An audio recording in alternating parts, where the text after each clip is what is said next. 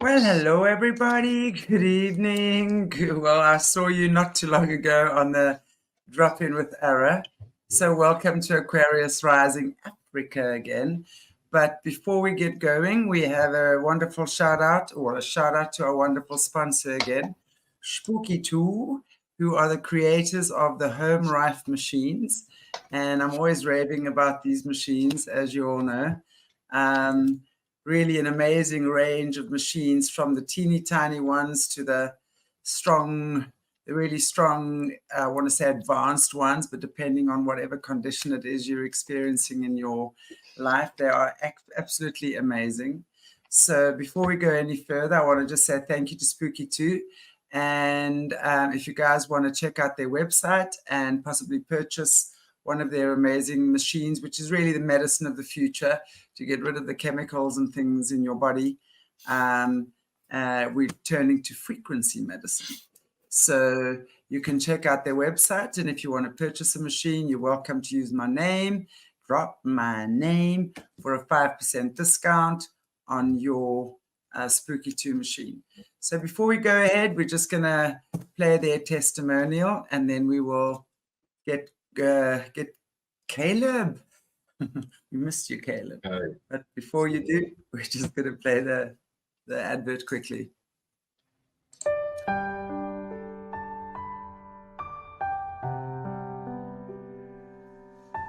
I'm Barry Novis. I live in Australia.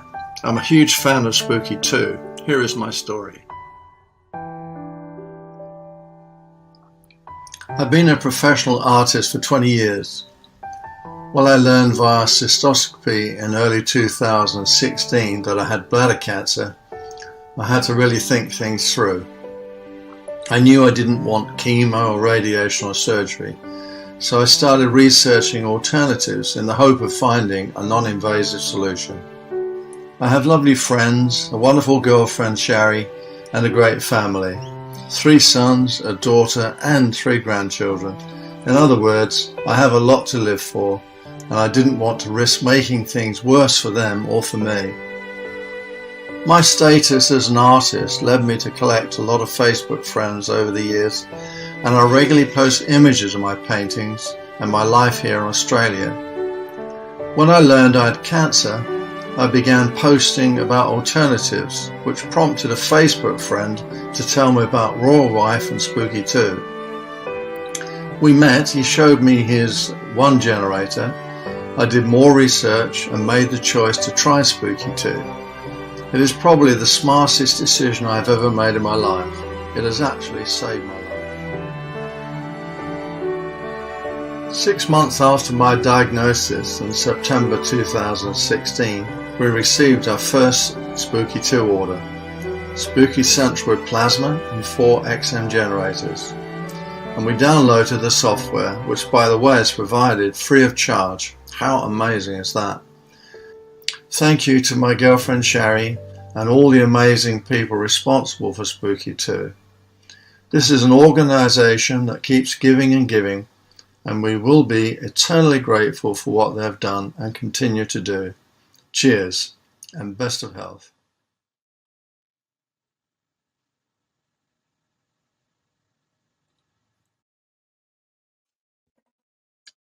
Indeed, they are the organization that keeps giving and giving, that's for sure. And I know we're going to be chatting quite a bit more about them in the future as well. So, welcome back, Caleb. Welcome, Mornay. How are you guys? Good. It's snowing here, so. It's snowing. Wow. Oh, nice. Well, I'm just actually so happy we got our sun back from you guys just for a short while. But I've got to tell you, I was doing the arrow drop now, and for those of you who didn't watch the arrow drop, we were actually talking about how the Bezos Foundation is literally now owning the Western Cape where I live. Quite horrified by that, but we're going to actually be sending we're going to be sending that information around. So maybe our son is going to be around for a while after all. Anyway, Caleb, it's so good to have you. And I know we were supposed to be talking last night, but as I also did speak to our viewers earlier on, in terms of our show, there's a lot of hits that happen. So we just, we just sometimes get, we've got to sort of expect the unexpected sometimes with our show. So really happy to have you back. And how are you? How's it been going before we get into the nitty-gritty of tonight's show? How you been doing? I'm doing okay. Just getting through life. Yeah. Well, I want to just reiterate again how grateful we are. And I mean, I got to say, I just love our viewers' comments and how I know everyone appreciates your testimony. And you're talking about your dogs earlier on, the chihuahuas that think they're wolves. Not they think they're wolves, they know they are wolves. There's not even a question around that. But I also know how much you value them and how much they value you. So really cool. And I was seeing Colleen's also got chihuahuas, and was it Lanessa? I'm not sure. Colleen, I think, yeah. Okay. Colleen and Lanessa, yeah. So it's fun. It's fun. Everyone has got animals, and that's beautiful. Anyway, so tonight... Now that you've mentioned the chihuahuas, they're both acting up like they want to whine and cry. So. Well, and I know sometimes you put yourself on mute because I know you've got to sort them out. So if Caleb puts himself on mute every now and again and you've got to hear me babbling away about stuff, that's why the wolves need to get out, right? Okay. Awesome. Well, I'm really looking forward to hearing more about what's beneath our feet. And I know actually, I'm just checking the comments as well. I'm going to ask you guys in the comments section, if you don't mind, just keep your questions to the topic that we're talking about. The rest of your questions, I know someone was asking a question about transmutation and stuff like that. It's very, very difficult to answer those questions when you're putting them in the chat when we're not talking about that topic. We will get to that topic. And what I want to just say as well, in the new year, we're going to be doing, obviously, we have Patreons for Jesse as well. We're going to be doing Patreons for Caleb, where it's going to be questions and answers. And Caleb will be opening, answering your questions. But we're starting that in the new year.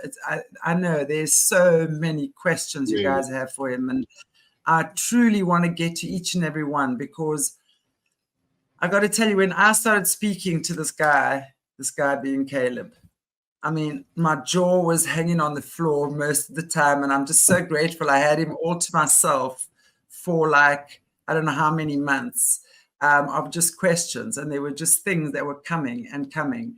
So if you wouldn't mind, please email me on chantelmayberg@gmail.com. I'll just ask Mornay to put my email address in the chat. I don't want to miss out on your questions. And I really, really want Caleb to be able to answer them all for you. And we're going to try and, there's so many shows we have planned, but that's why we're doing 2 shows a week right now. And we're making them longer than the usual shows as well. So just to give you guys that, please email me personally for the questions you have. And then I will put them to him, and we will bring them into the other shows as well. Okay, so Caleb, we are going to be talking about more of the world beneath our feet. I know if anyone knows what's been going on beneath our feet, you certainly are probably one of the best people who will be able to give us that information. So I'm wondering what you have to say about that. What is beneath our feet, Caleb? Mm-hmm. All right, so if I stop for a minute, it's because I got to do something with these dogs real quick. But yeah, it's okay. Before we do anything, the wolves. Let's pray before we start. Yeah, please. Sorry, let's do that. Thank you. Amen. Heavenly Father, we thank you for today. We thank you for another opportunity to speak and share and to spread wisdom and knowledge. I ask that you protect each and every one of us. Give us strength to stand up in this time of turmoil and battle. We thank you that you're there, and we thank you for the covering of your angels. We thank you for sending your angels, that huge army of angels, to watch over us. So you bless us in Jesus' name. Amen. Amen. Thank you. Wow. So I kind of wanted to mention about spiritual warfare aspect of it, just because we go through things almost on a daily basis, and has a lot to do with what the underworld is and what it's about, because a lot of that stuff is coming from there, coming from that space. Obviously there's other things too, but people need to come to an understanding of what the underworld consists of. It's physical and spiritual at the same time. It's a spiritual connection that's not like our connection with God. If you were to die right now, your spirit would go to God. Your soul, depending on the choices you made, would go someplace else in the interim. But these things, we talked about the clowns a little bit, and hopefully you guys kind of watch some of Understanding Conspiracies videos to get a better explanation than I can give you. He's got 7 years of research. I got 10 years of experience. Between the two, hopefully we can make a connect so that you understand what these things are. Everybody calls them demons, but they're actually just dead Nephilim from the flood. I don't want to say actually just like they're nothing, because they are a very significant force. They've influenced and impacted our world in a tremendous way. And this is a well-known secret amongst military circles, in the intelligence community, and the occultists, or the dark side of the force, if you want to call it that. Just bear in mind that that's a reality. It's a daily reality for some of us. I go through it all the time, just so you know. And it is not always easy for me. So I would say to bear in mind and keep that in front of you always.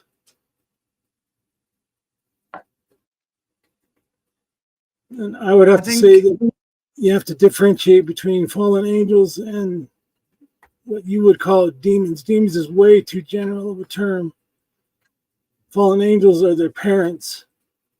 The dead Nephilim, or the Rephaim, are their children. And their spirit does not go back to God. It's mentioned in the Bible they become unclean spirits. In the book of Enoch, they're called unclean spirits. They're condemned to be here. The abyss, I think, is the middle part of the toroidal shape of our world. That's what I think it is. It's a gravity well. They trap them in a gravity well that they can't get out of. I just want to find out something here. You know, you talk about the fallen angels. You know, the fallen angels, obviously those who fell initially, right? Who brought God's information down. And, you know, when we're also looking, I mean, I've been listening to the book of Enoch as well, where, you know, certain of the angels some brought down astrology, others brought down, you know, all these call it arts that God did not want us to hear about or learn about, right? So they came and taught that to human beings, right? And from there, obviously, as you said, they are the parents of the Rephaim. Now, I find it, when we talk about Jesus coming and God obviously as well, wanting to set the captives free, right? Would these not be the captives or the souls, right? I mean, sure, they've sinned. They've probably done horrendous things, or for whatever their reasons, they are caught up in this abyss, so to speak. Is there no ways that they will ever get back to God? Because ultimately, God is still their Father. Would you or would you not agree with that? Well, at some point, the depth of corruption is so deep that how do you separate it from the being? And Enoch actually speaks of this. Where if you ever get a chance to read or listen to the Book of Giants, where he's talking about, they asked him to petition to God on their behalf and see if it wasn't too late. The manuscript is not complete, so you don't get to see what the response was necessarily. But that question is a good one to be posing, because you would have to ask that of a holy and just God. But at the same time, he's a holy and just God. And who are we to say that he didn't give those chances already and they turned it down? Right. In other words, they loved their corruption more than they loved salvation or restoration or whatever he could offer to them. Now, that's just my best guess. That's not my theology. That's not what I believe. It's not my set in stone opinion, nothing. But I do understand that mercy is extended to us for sure. And it was talked about in Enoch. I don't necessarily trust the second book of Enoch so much, but the first one definitely. And Jesus references the book of Enoch himself. So why would that be referenced if it wasn't somewhat true or part of the canon of the time? Right. Does that make sense? Yeah, it absolutely does. But I also want to just say, I mean, I'm watching the comments here, and who is it? Someone is saying that these are not the children of God. Maybe not directly, right? But the fallen angels certainly are. And if the Rephaim are the children of the fallen angels, then they would be God's grandchildren, so to speak, right? So even though they might be doing terrible, awful things, and they might have turned their back on God in so many ways and created so many atrocities, in my opinion, it does not make them not God's children. What is your take on that? Well, like I said, it just depends on the level of corruption. In our own world, we have prisons, we have inmates, we have death row, we have crimes that can be committed that you can't just forgive. If a Hitler were to show up on the world stage and murder 40 million people again, would you say, "Oh, you're forgiven. Come on back. Sit down at the picnic table and let's have a hamburger"? Would you say that to him? Or would you hold him to account for what he's done? No, I think obviously people have to be accountable. There has to be accountability. And this is one of the things I was saying when you and I were sitting with Kerry Saint. One of the things I appreciate about you so much is the fact that, and I'm going to say it straight, you've owned your shit. And I know that it's not so easy to come on a platform and literally having thousands of viewers and to speak about some of the things that you've been involved in. But I so know you've turned your life around, right? And it's for that reason, I believe, a lot of people also resonate with you because, on this channel, we speak a lot about discernment, right? So that people have able, just by listening to your voice, and yes, we can hear your vocal cords have been damaged. So we're not talking about that. We're talking about the resonance of your voice, the frequency of your voice. It resonates truth. And that's what people are hearing. So I think at some point, I'm wondering if these Rephaim or Nephilim, whatever, have a slight twitch of consciousness, right? And then can say, hang on, something in me wants to turn around. Something in me does not like what I've done. I don't know. Well, I'm asking the question. Similar to us, there's bound to be individuals who will make that choice or try to make that understanding. But I am not God, and I cannot say whom needs forgiveness and who doesn't. Yeah. Okay. I would like to add to that. Also, when Chantal, when you asked it, I wrote it down. How and do they ever return to God? I actually wrote it down as you were busy asking that question. And, I always have this firm belief that God's will be done. And like absolutely. every father, as every creator, his wish for us will always be to come back to him or her or whatever, any religion. It doesn't matter. It's like there's just this will of God will always bring his creation back to it. So I think the question is not about when, it's just how long. So I think some of them have digged their hole maybe so deep. But I think somewhere down, I firmly believe that somehow God has a plan for even these nasty entities to come back to the light. I hope so. I pray so. That's what I wish to believe. Yeah. But yeah, it's a when we start digging deep holes for ourselves, even in our own lives, we can see, when it takes a time to come back, but there's also miracles that happens. It's like this, God has a way of miracles. We suddenly just, I don't know, Yeah. But I mean, like if they're just offsprings from people that has done bad things, then surely there should be some hope for them.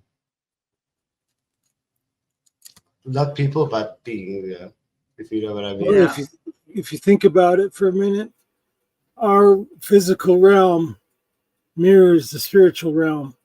And like I just said, we have a justice system. We have judges, we have juries, we have jails, we have prisons. We also have an ultimate sentence called the death penalty that you don't get to come back from. And it kind of depends on the offense that you've caused. And we don't know the full depth and width of the corruption that they caused in this world at that time. But at the same time, God is God, and God can do whatever he wants. And remember what the Bible says too about when we are transformed and we are in the new heaven and new earth, we will judge angels. So you have to wonder, is that because the angels are making mistakes? Or maybe we're going to judge the ones who are fallen and decide if they can come back or not. And that's just my postulation. That's not my theology or my belief. But it's a question I've asked myself, and that would be an appropriate answer, I think. Yeah. Right. Yeah, absolutely. It begs the question, if he's going to condemn these things for this, what's he going to do to us? That would be the very first thing I would have asked myself a long time ago. And his justice is far beyond our own. And we don't dare try to extrapolate anything from anything else about him, because we just don't know. We don't know the depth of his mercy or what he can do. The whole point of this cosmic argument is he's misrepresented by these beings in the first place. Holiness just means being set apart. That's what holiness is. He's set apart. He's perfect.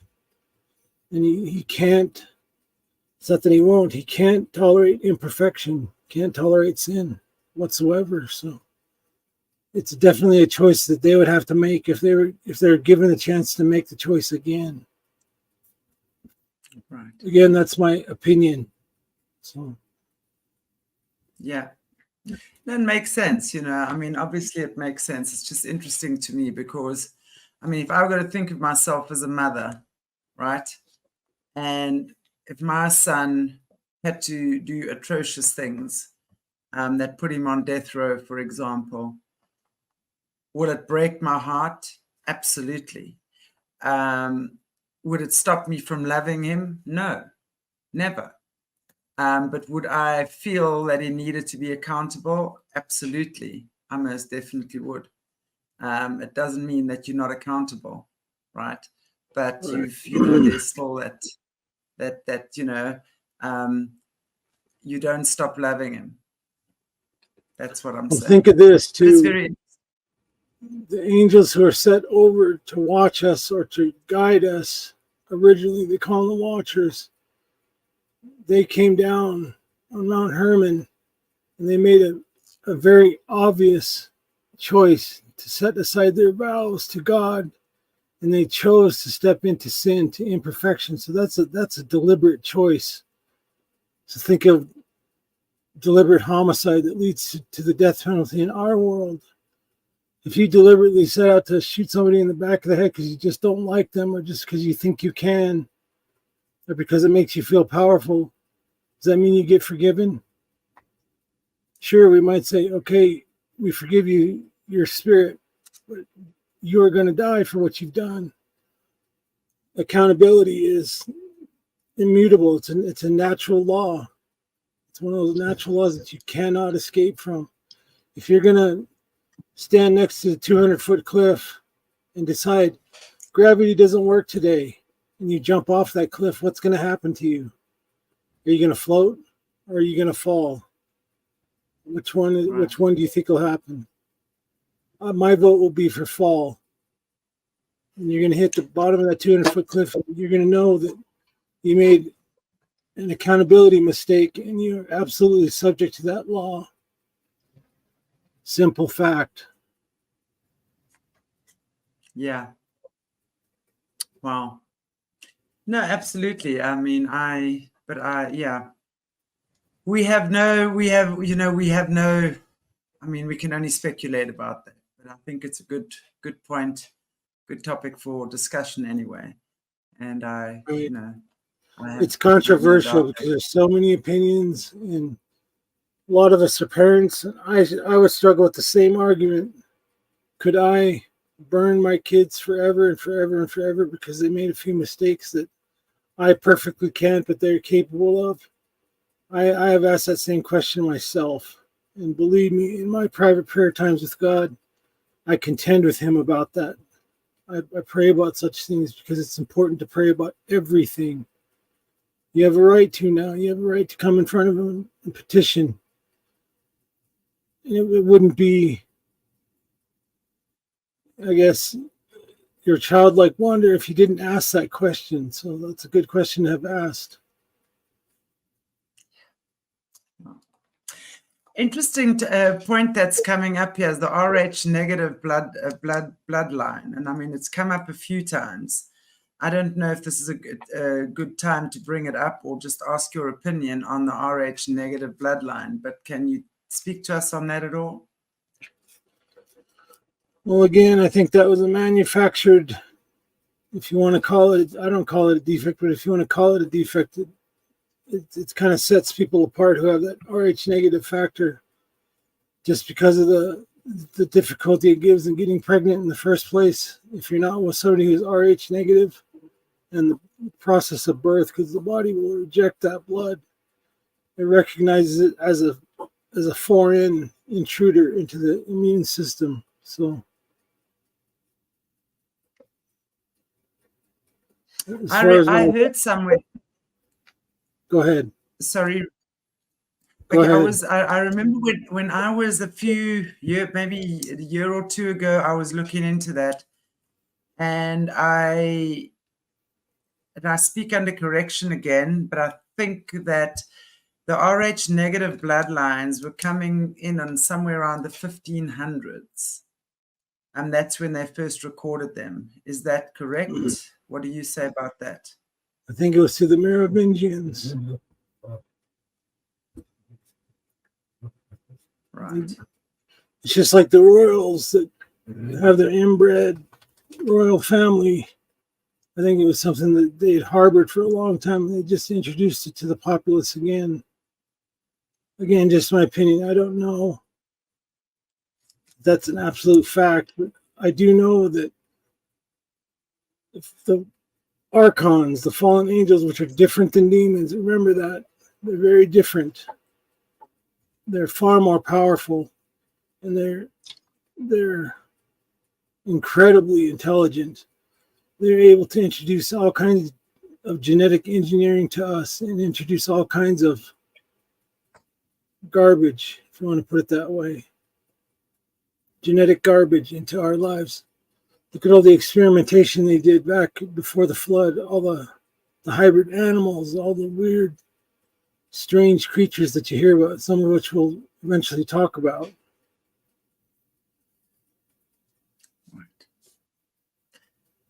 Interesting. Wow.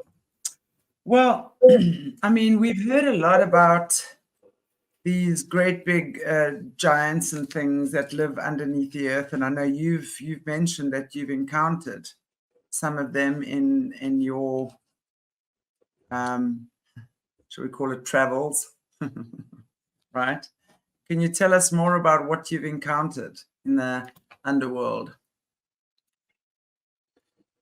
Well, before we get to there, we have to get to the how we even discovered any of that stuff. And again, I'm telling it from my perspective, so I don't have a comprehensive history of everything. Believe me, I wish I did so I could point it out. But my experience at the time, and I have to go back to remember it, was I was given a set of briefing papers at first. And having been in the arcane to begin with, I wasn't surprised by what they said, because I've seen these things since I was a small child. And in these briefings, they didn't try to prepare us like, you are going to see the most fantastic circus show you ever imagined. There'd be lions and tigers and bears, oh my. They didn't say that to us. They just said, this is what's coming down the pipeline. I want you guys to spin up and get yourselves ready. And this is what we're going to do. This is where we're going to go. And we're not going to tell you why. We just need you to go do this. It's dangerous. So, in a real brief nutshell, those briefings, that's what they tell you. They don't tell you much. They don't tell you what to expect. They don't even tell you where you're going. You just get on an airplane and you go on a moment's notice sometimes. So, when we got into some of these places, like in Belize, there's a couple temples that we went to. Those places are absolutely restricted from public purview. They don't let the public go near them. 2 reasons. 1, they don't want the public to go in there. And 2, they don't want what's in there to come out and hurt the public, because it does. It happens. Do you really believe it's for our safety that they're not exposing this information to the general public? I mean, we've been hearing for years and years about these places that the military has. It could be anywhere, right? Where they've discovered aliens and they've caught aliens or whatever. I mean, we're hearing stuff like that. But, you know, the more we're hearing, or the further we go along, it's not simply aliens. I mean, it's really our own people, or our own people, whatever they are. These people working at like places like Area 51. And I know we've spoken a lot about the 4 military bases. There's so much hidden information. I know in one of Jesse's shows, we've gone into one of the water bases. I don't know, maybe we can talk about that. Like, what are they creating in these places and why? Because if we're looking at the water bases, what Jesse has, and I want to just give a little bit of context in case there are some people here in the chat that haven't watched those shows. Jesse, a couple of months ago, was speaking about the water military base, and literally from kids, and I don't know, maybe you can speak to this from your experience as well. She was telling us that they teach it. It starts by diving into a swimming pool, and there's a portal in the pool, and straight through, boom, you're going into these crazy underground water cities and water worlds and stuff, where there are sharks, whales, dolphins that have all been weaponized, right? And crazy ass fish and dragons and things like that living in these waters underneath the earth. And we were even speaking as much about when we're looking at our normal marine life, just in our normal little earth. I mean, I know where I live, in recent years, there've been a lot more shark attacks, right? And more, you're seeing these things that are coming out of the sea now that you've never seen before. All sorts of strange looking things. Sharks that are much bigger, for example. I mean, what do you say about that? Is this what's going on? Why are they doing this? And why have they been creating these things? Well, if you got a hold of your dad's Lego set, let's say, to keep it simple, and you were just able to build whatever you wanted, and you could, what would stop you from doing that? Because your dad's not going to sit there and come and yell at you. He's going to watch you do it from afar, but he's going to still just watch you do it. It's kind of what I like in these archons too. They're still children that think they're adults. Yes, they're intelligent. Intelligence doesn't make you mature. Maturity comes with long wisdom and going through things in life. And if they had instant perfection from the very beginning, how are they able to mature spiritually? Would be a question I'd ask. Free will only has so many tenets to it, and free will is limited. Free will doesn't mean you get to do whatever you want. Tell that to your 3-year-old. You know, the 3-year-old has free will too, but they're too immature to know how to handle that. That's my opinion on that whole thing. I might have the world's most brilliant 3-year-old, but they're still 3 years old and they don't know what the consequences are going to be, or they don't have the long view.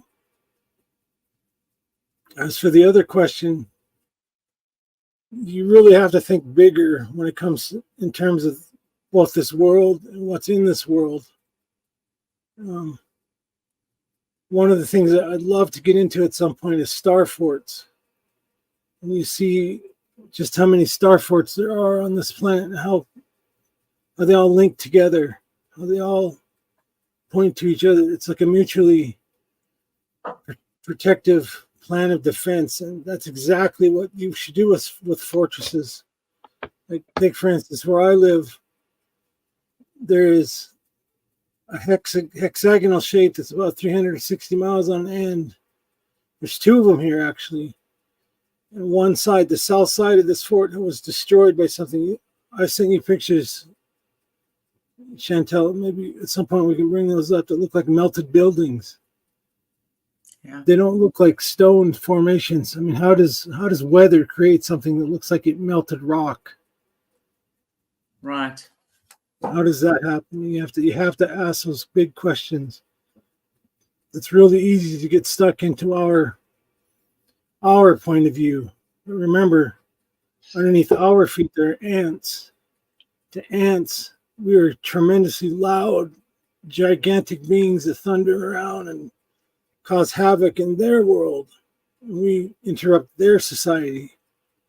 We're fearsome beasts that they have nightmares about. So think about that for a second. Wow. It's so true. It's so true. It's so true.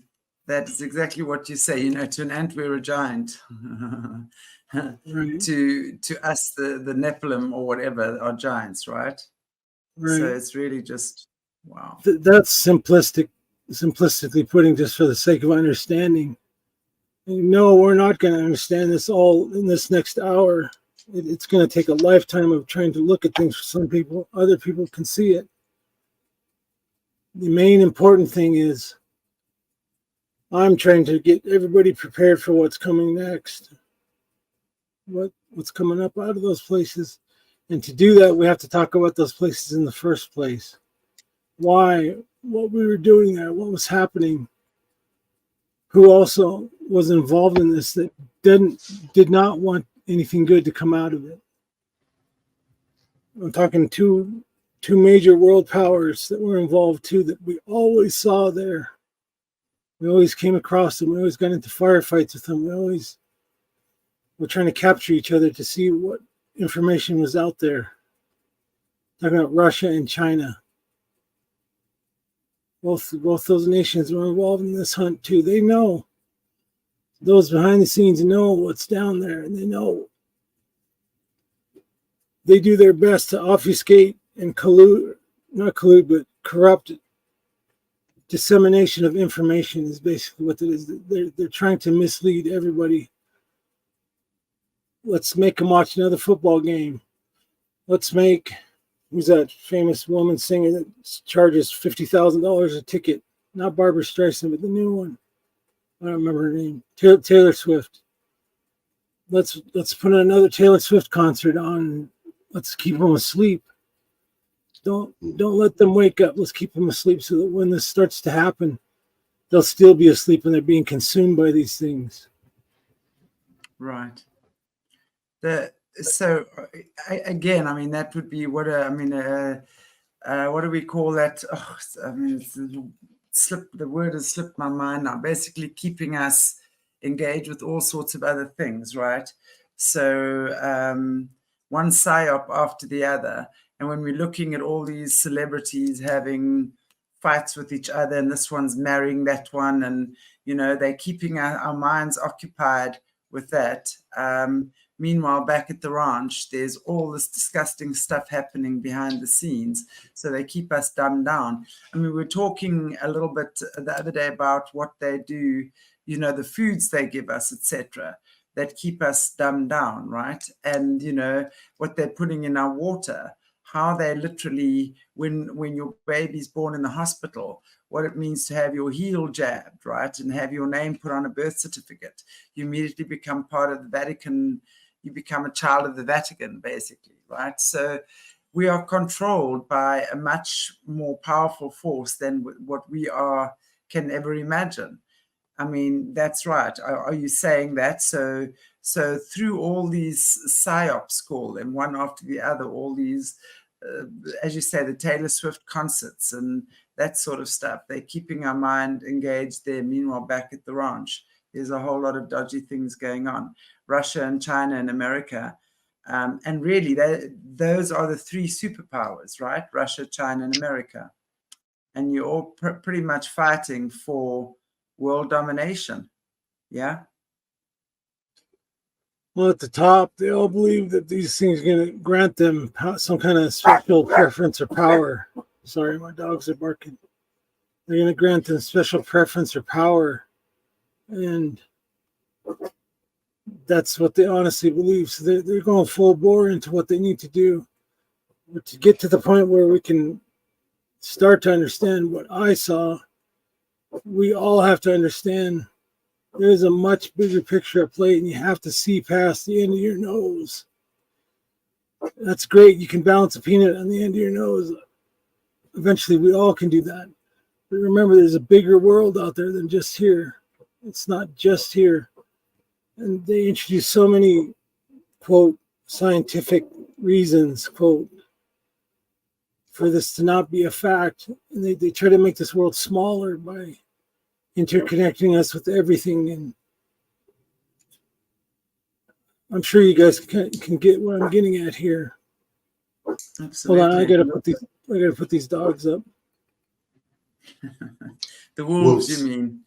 Yeah, the wolves. Yeah, you can hear Caleb's wolves in the background, and they're actually so cute because, I mean, when we're often having discussions, and especially when you know the energy gets intense, because as I was saying earlier on, I mean, gosh, we have quite a few. Caleb especially has quite a few, as you can imagine.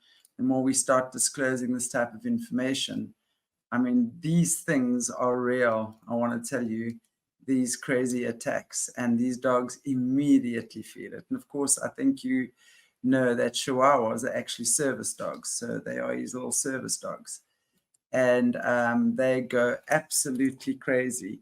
And they bark, and they show him exactly what they need to know. Or sorry, what he needs to know, which is very, very interesting.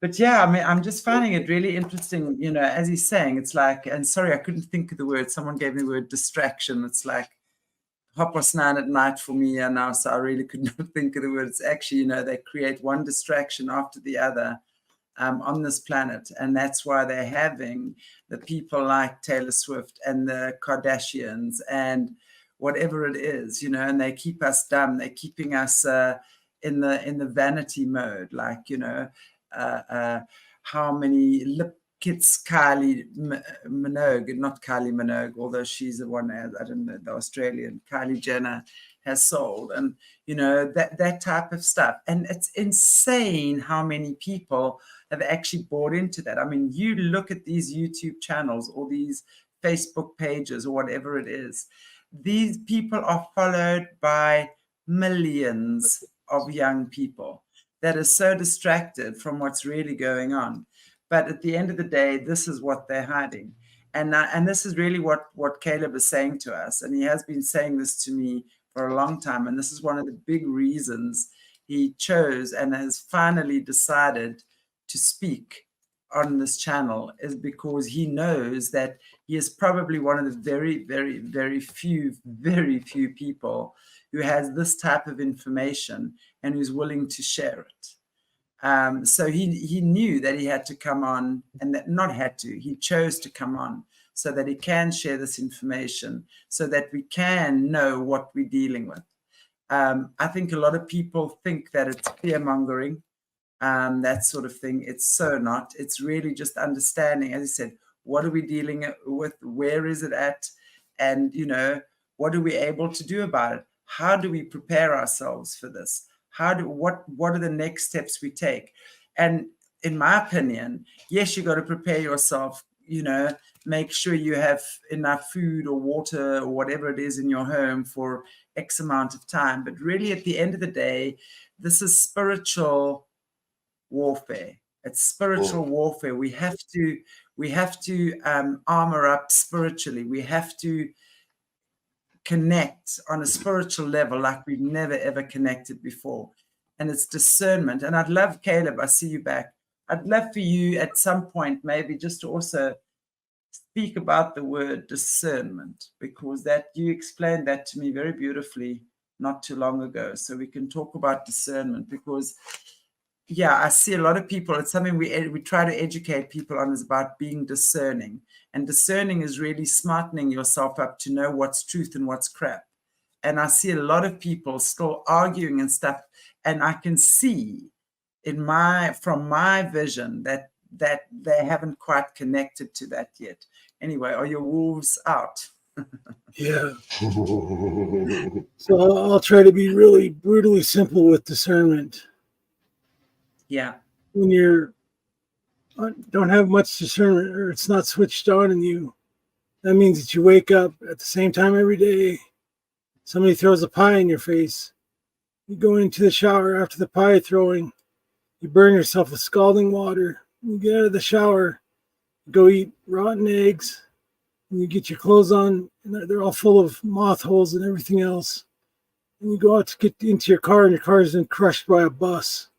So now you have to walk to work, and you're like, man, life is tough. It's so hard. Oh my gosh, it's rough. It's evil. This world is evil. Why am I under attack? That's what you'll say. When you start to have discernment, you'll be able to duck the pie getting thrown in the morning. You'll know to not have scalding hot water spray on you. You'll figure out that your eggs are rotten, and you'll park your car in a different place that the bus can't get to. To me, that's a simple way to understand discernment. Awesome. Exactly. And I think that's really, so it's like through trial and error, you've understood what works and what doesn't work. And Right. It really is about understanding what works and to realize what works and what's true. Right. Right. So, if you think about it too, it's again, if you see a forest fire, you're not going to say, oh, that looks like a nice warm fireplace. I think it'll warm my hands. You're probably going to run away from that forest fire, depending how big it is. At least I would recommend running away from it. That's discernment too. You're able to decide what's dangerous and what isn't when it comes to those kinds of things. Right. Yeah, absolutely. Absolutely.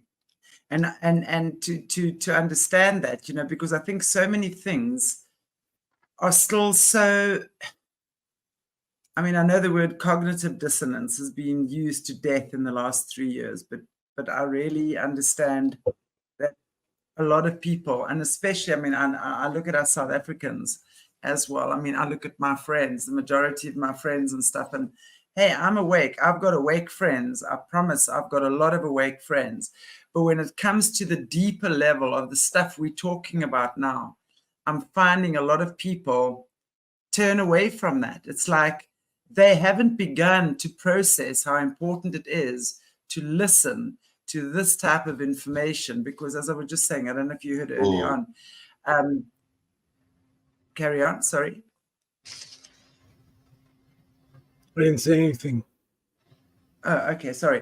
So to listen to this type of information, I think for a lot of people is very, very scary. So they don't quite know what to do with it because it still seems very fee, fi, fo, fum.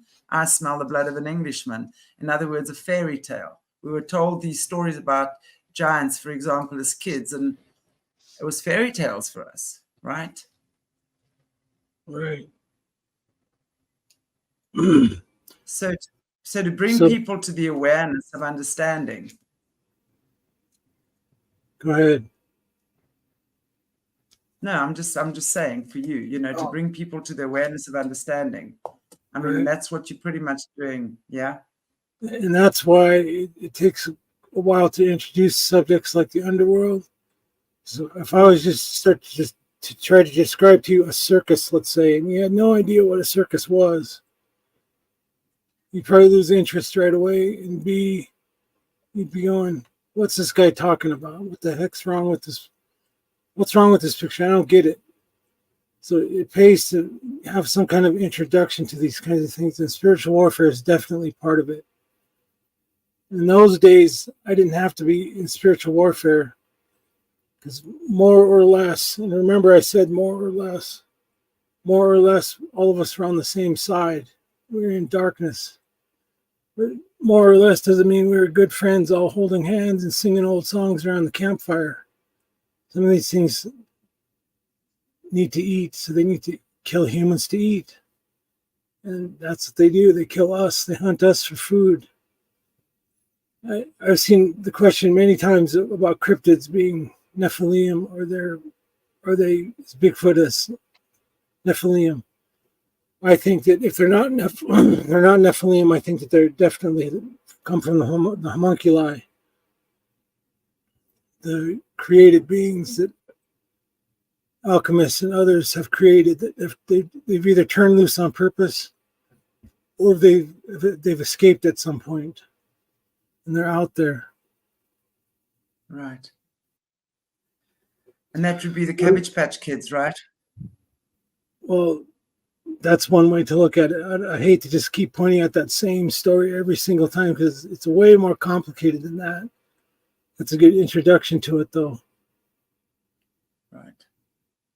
And something else I noticed too on this channel is I'm either the harbinger of doom when it comes to all good things, or I'm telling you you can't have this or that, and I'm not necessarily saying that, but it does pay to be educated and unaware.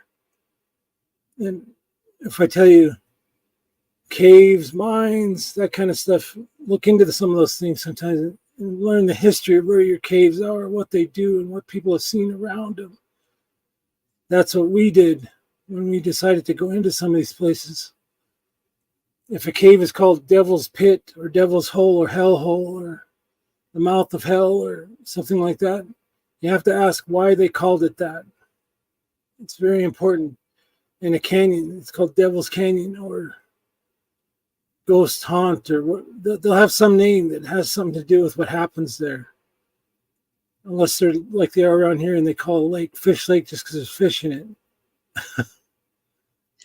Or they call it Mountain Big. Yeah, we have Devil's Peak. Cape Town has Devil's Peak. Very interesting. And Lion's Head. Okay, Lion's Head does look like a lion, but there's Devil's Peak, yeah, in Cape Town as well. And it makes a lot of sense what you're saying.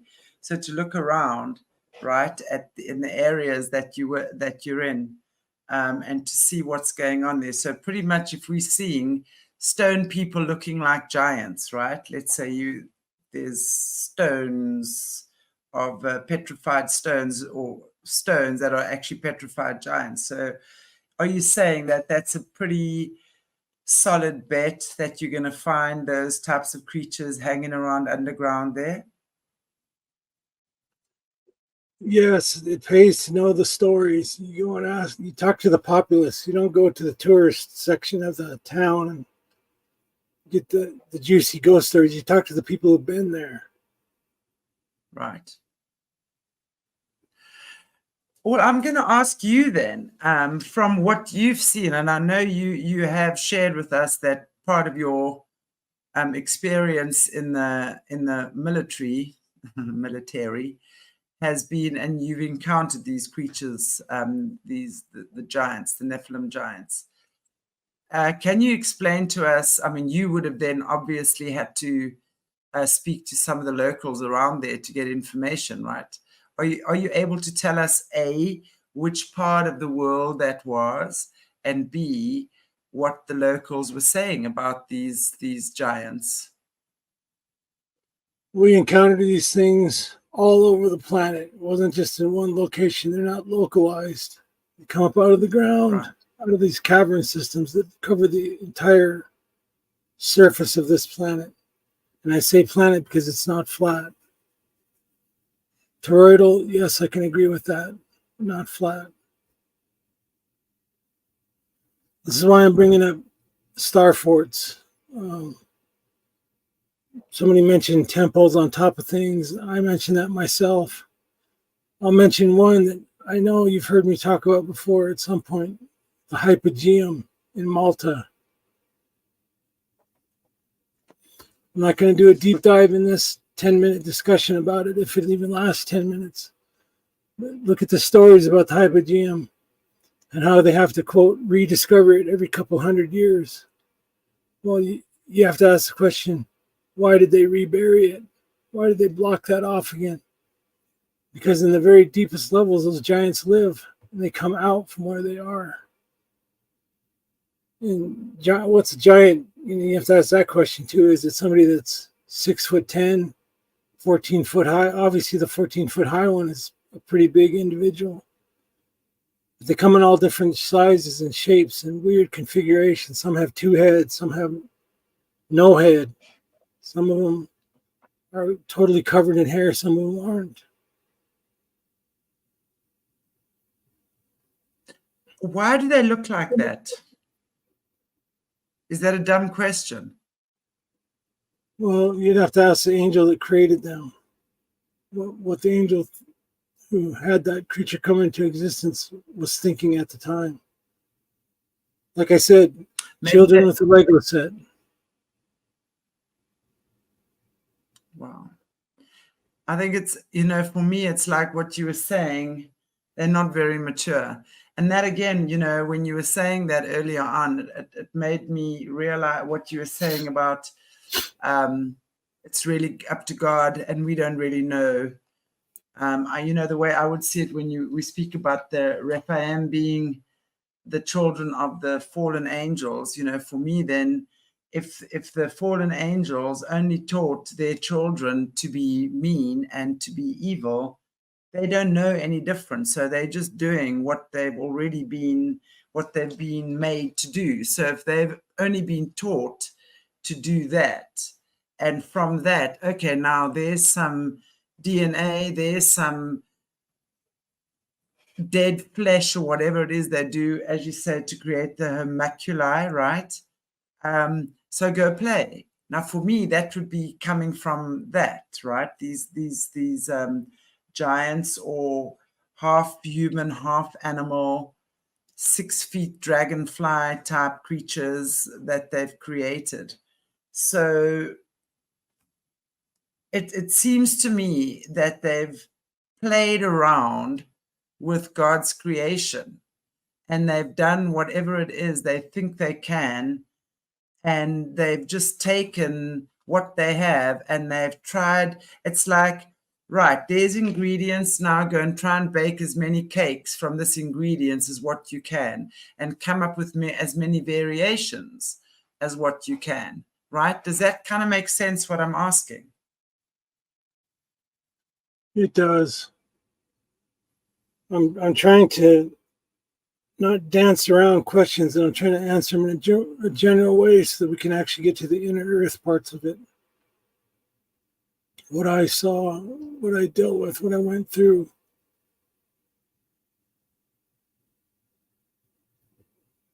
So, yeah, if you want to investigate this stuff for yourself, I don't recommend going looking for these things because they will show up. You have to be very careful with them.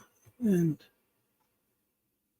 would you know what to do if you saw something like that? That's another thing you have to ask, especially if you're not prepared to see it in the first place. If it just suddenly appeared in front of you, what would you do? What would you say? How would you feel? How would you act? You have to ask those questions. Most people would just be in a blind panic and they'd run. What would you recommend? What would you tell us to do? Well, the very first thing I do is pray, ask God to protect you. They respect the name of Jesus for sure. I know that Jesus is not his real name. And that's a subject for a different time. That's what they know him as now. And they definitely run away from that. That's something that you can claim over yourself. The next thing I do is stop going towards that cave. It's not safe. It's not safe to go in there.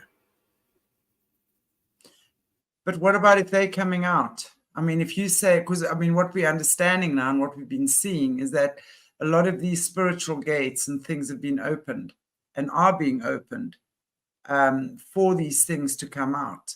I mean, I don't know, in the last few months, we've seen people, there's been lots of reports of these alien-looking creatures inhabiting Earth right now. And I mean, what's your opinion on that? Is that real, or is this again just another distraction or a psyop or whatever? And what do we do if when we do see these things, when they do start coming out, other than, as you said, pray, don't go close to them. But if they are coming to us, or if next thing I see something standing at my door here, I'm going to go, hey, buddy, what do you want here? Right? The one that we killed in the Valley of the Kings, we used solid copper slugs. That's what we had. Copper slugs? What are solid you talking, copper copper slugs. Bullets. Slug is a bullet in the military. Military. You could say military, I'll say military. So copper bullets, right? Okay, hang on. Now, what happens if you don't have a gun? I'm not saying that that's canonical and that's all you can use. I'm saying that was the intelligence we were given to use before we even got there. Right. Now, what were the locals telling you about these giants? What was the locals' relationship? Because obviously, if the locals were seeing these things, they would have had some kind of connection, relationship, or whatever with them. And what do they eat? Vegetables, carrots, what? They eat people, they eat animals, they eat anything. Just about anything. When we talk to these people in the Valley of the Kings, they were venerated as gods or demigods. They were, I'll just say it, they were giving their daughters to them, not for mating, but for food. Daughters, girls. Most Muslim countries, they don't think of women as being worth anything. You're just a cow or a cattle. Your property to be bought, sold, and traded. Here's a saying amongst the Afghans was, boys are for fun, girls are for babies. That's what Afghan men would say. Hence the breeders. Hence they have women that are breeders in the system. Now, hang on. Wasn't the system. That's their society in general. Muslim society over there. Okay, hang on. But let me just ask you this question then. So when we're looking at the system, right, that have these breeder programs. Now, I know, again, from many conversations with Jesse, and I know I've had these conversations with you as well. You spoke about Charlotta, who was a breeder. They have these young girls from as young as 10 breeding babies, just having one baby after the other. Now, even though they might not be feeding these babies to the giants, right? What about if we're talking about, like, let's say these military bases where they're creating these creatures of the night? I mean, I've seen videos of these huge, big spider things. These spiders that are half human, half spider, that are about maybe 6 foot, or I don't know how big are their leg span, but they eat humans. I mean, I saw that those things were eating babies. Well, that's what I saw in the video anyway. So how far off the track would I be if I said that a lot of these breeders are breeding babies, and maybe this homunculi are being created to feed these things? Well, I'm not going to say yes, that's exactly it. It has to be just that theory. No, what I'm saying is that's part of it. It's definitely part of it. When I say in the Valley of Kings that they're giving their daughters, it wasn't every day. They're just putting a female child on the rocks and it's being consumed. No, they wanted to placate these things, or those things that come out of their cave and they terrorize the countryside. They'd start to kill everybody, not just girls or babies or breeders or anything else. They kill everything. And these guys were not equipped to deal with that, so they started to placate them, offering sacrifices, which would be Of their daughters. goats, daughters. Wow. That's just heartbreaking. And are they babies or are they grown children? I said they didn't just put an infant on the ground. Girls in general.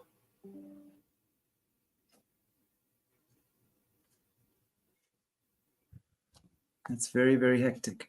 Okay, I just want to let you know that I've got load shedding right now and my laptop is starting to shout. But I should be back online again in the next 15. Well, it'll give me another 10 or 15 minutes. But if I go off, I'll be back on again. Mornay, you are there, obviously. So if my computer dies, that's where I've gone. I know I don't want to stop this conversation now because there's lots going on here. And I'm sure you guys would be very happy with me, would you? So let's not anger the viewers. Right. Wow, that's insane. Okay, so is there anything else? Now let's talk about the hypogeum, right? And especially we're talking in Malta, because I actually watched something. I read something, an article where these people were going to these caves in Malta, and they could go to a certain level, right? They could go as far as a certain way. And this woman wanted to carry on, but the tour guide said to her, okay, well, if you do, you're going to go at your own, you can go by yourself. You know, we're not going any further. And she was saying that she went with a couple of other people, and they got to a certain point, and next thing, it's like she looked down and she saw these giants walking past. And it's like they immediately, or down below, they immediately sensed her and they looked up and tried to call her. But it was the feeling that they were getting was that they were being pulled towards these things. And what she was saying, I think that a towel or something, a cloth, but she was then pulled back as well. Like her friends that were with her pulled her back. But had she not been pulled back by her friends, the sense was that she'd be pulled in there. And there was also stories about people not coming back, but they could hear people screaming through the walls and crying through the walls. I don't know. What's your take on that?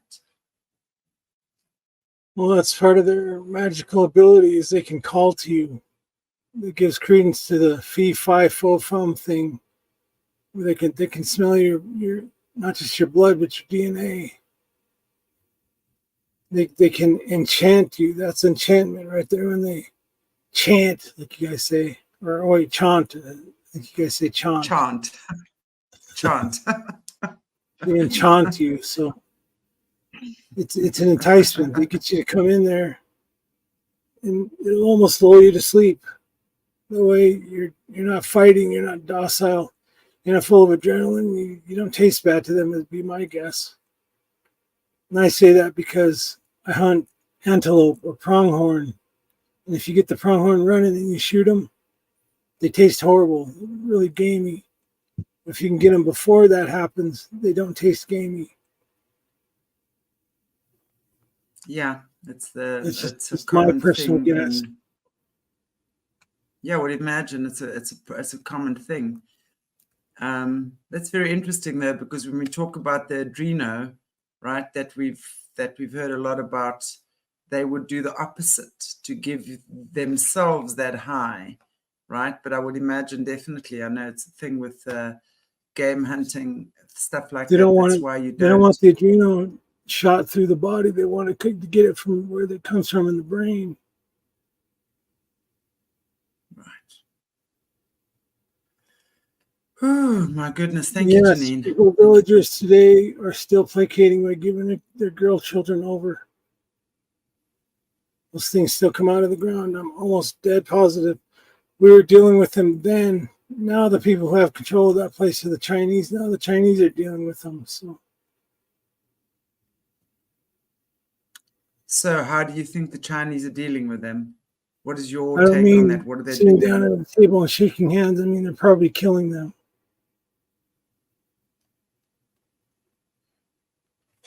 What, so they can gain their power?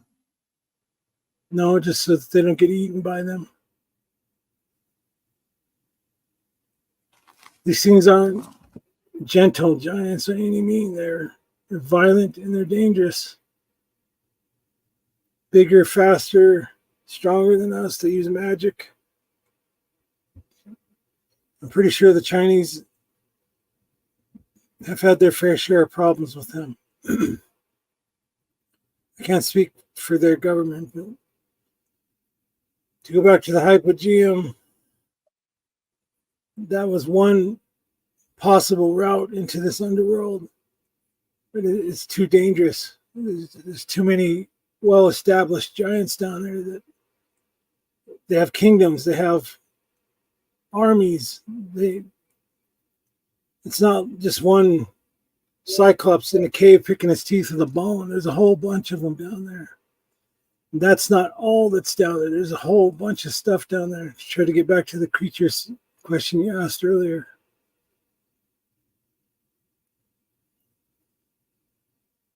I told you about the earwig-looking insect thing. I told you about that. There's big spiders. There is toxic moles that look like amoeba, kind of.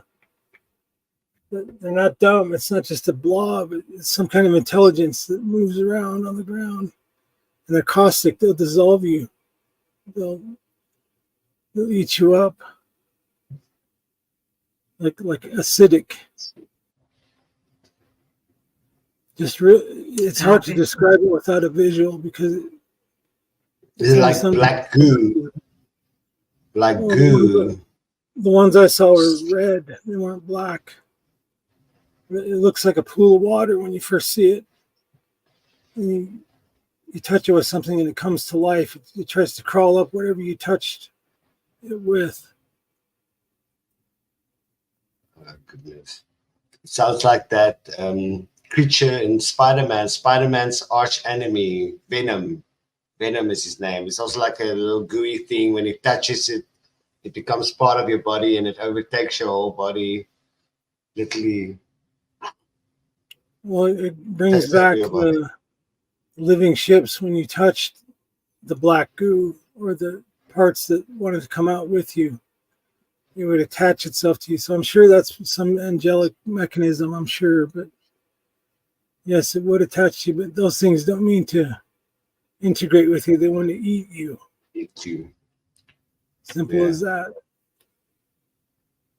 Then there are the other humans down there, the Forsaken.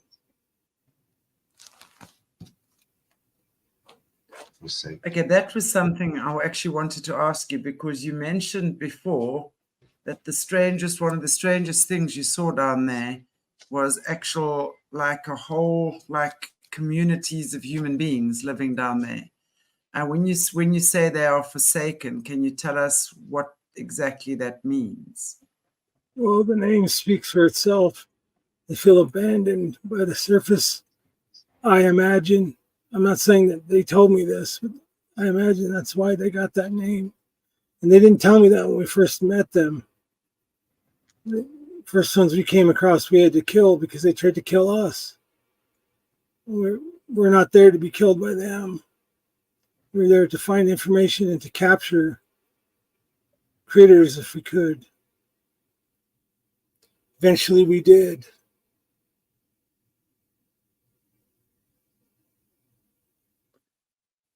Wow. So what do they eat when they're down there, the humans?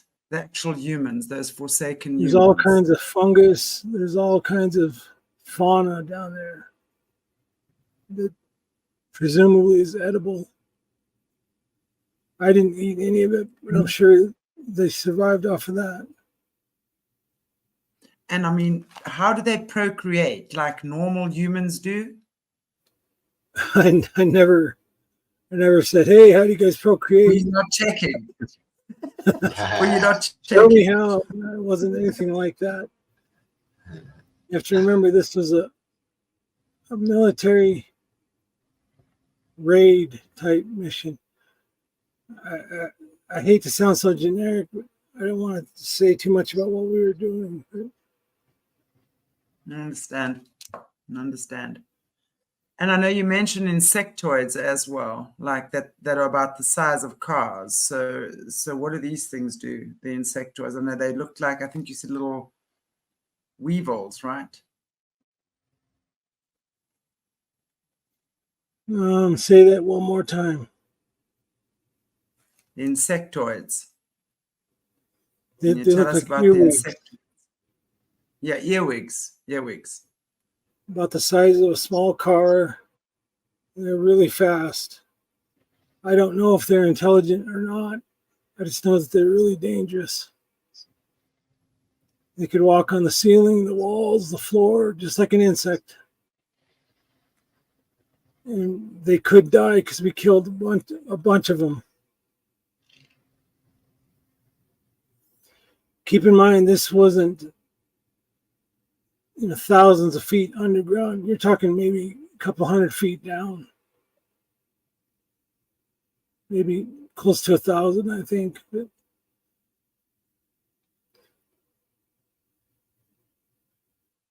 Wow. Interesting. I just Pat Murphy's, oh, my phone. I mean, my thing's about to die, but I'm going to hang on until the bitter end here. Pat Murphy's asking, what do you mean forsaken humans? I don't know. Are you able to clarify any more than what you already have? As far as I was able to see, because remember, I'm not the commander of this whole entire operation. I'm just one part of it. And what I was able to see and heard about later, these are the people that go 411. They get abducted by UFOs. They're taken as children, kidnapped as children sometimes, and they're brought to this underground world to be raised for food, for sport, and to keep that underground population of humans going. Experimentation, harvesting DNA, that type of thing. Oh, gosh. And they called themselves a forsaken because they feel forsaken, would be my guess.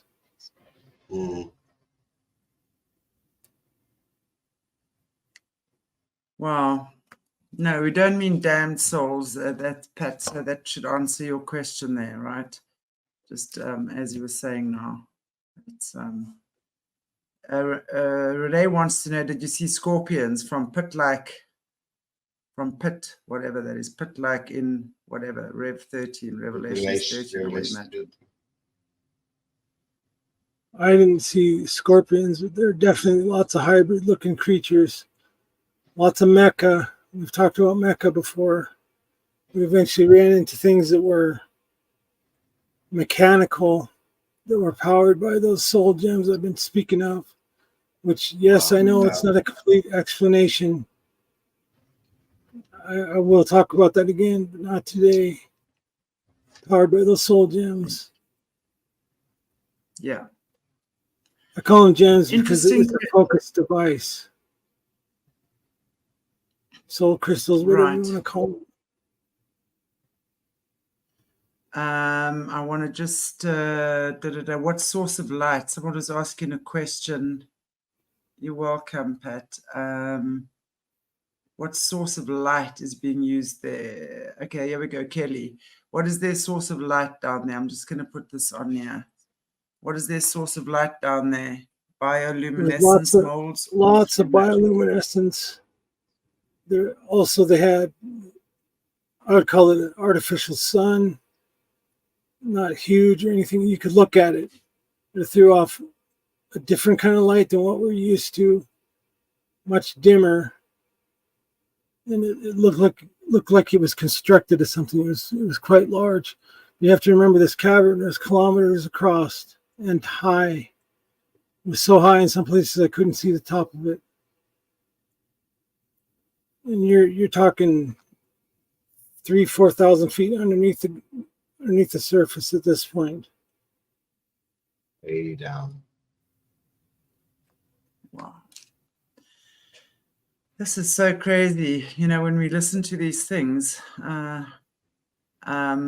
it's so crazy. Now, here's another question from Pat, which I think a lot of people want to know, and I'm not sure if you can answer, but why does God allow this to take place? Often, which would be, I guess, innocent people, innocent animals, right? So I think, I mean, I'm not sure if you can answer that, but what's your take on that? Well, if and as you are a believer, you're protected from that. Everything else is fair game. You basically belong to this system in this world. And as a piece of that belonging, you're subject to that too. It's no different than the slaves were back in the 1800s. Slaves did not have a choice what was going to happen to them, even if that's how they were born. They're born into slavery. Same concept. Wow. Mirror universe, right? Look at that. Right. I mean, how interesting is that? How when you're just looking at that concept, you've just used that analogy of the slaves, and I mean they pretty much take animal slaves as well over here. The same thing, I mean, when we're looking at animals being slaughtered, really, whether an animal is being slaughtered for humans to eat or whether animal is being sacrificed for them to use as a soul or as their body, as we spoke about the other day. Is there any difference, really, right? So isn't it interesting that we are actually perpetuating that cycle ourselves on some level without even realizing that we are? And I'm looking at like the insectoids. You're talking about earwigs that are the size of small cars. And yet in our universe, they're like minuscule little things, right? So we're the giant to them, and down there, they're the giant to us. So it's a mirror universe. Wow. Now, how do we treat insects here? How often do we kill spiders just because we don't like them? How often do we kill ants just because they're irritating us? How often do we get cans of poison and just spray whatever it is because it's making a noise on a Sunday afternoon when I'm trying to sleep, right? What is your take on that? Well, I think it's a little deeper than that, but real similar would be a guess. Okay, so what is it then? Well, just like you just said, that's kind of a mirror. So maybe when we stop being mean to things, they'll stop being mean to us. Is it that simple? No, it's not. I don't think they care about us at all. So they didn't seem to like that we were there in the first place, and they did their level best to try to kill us.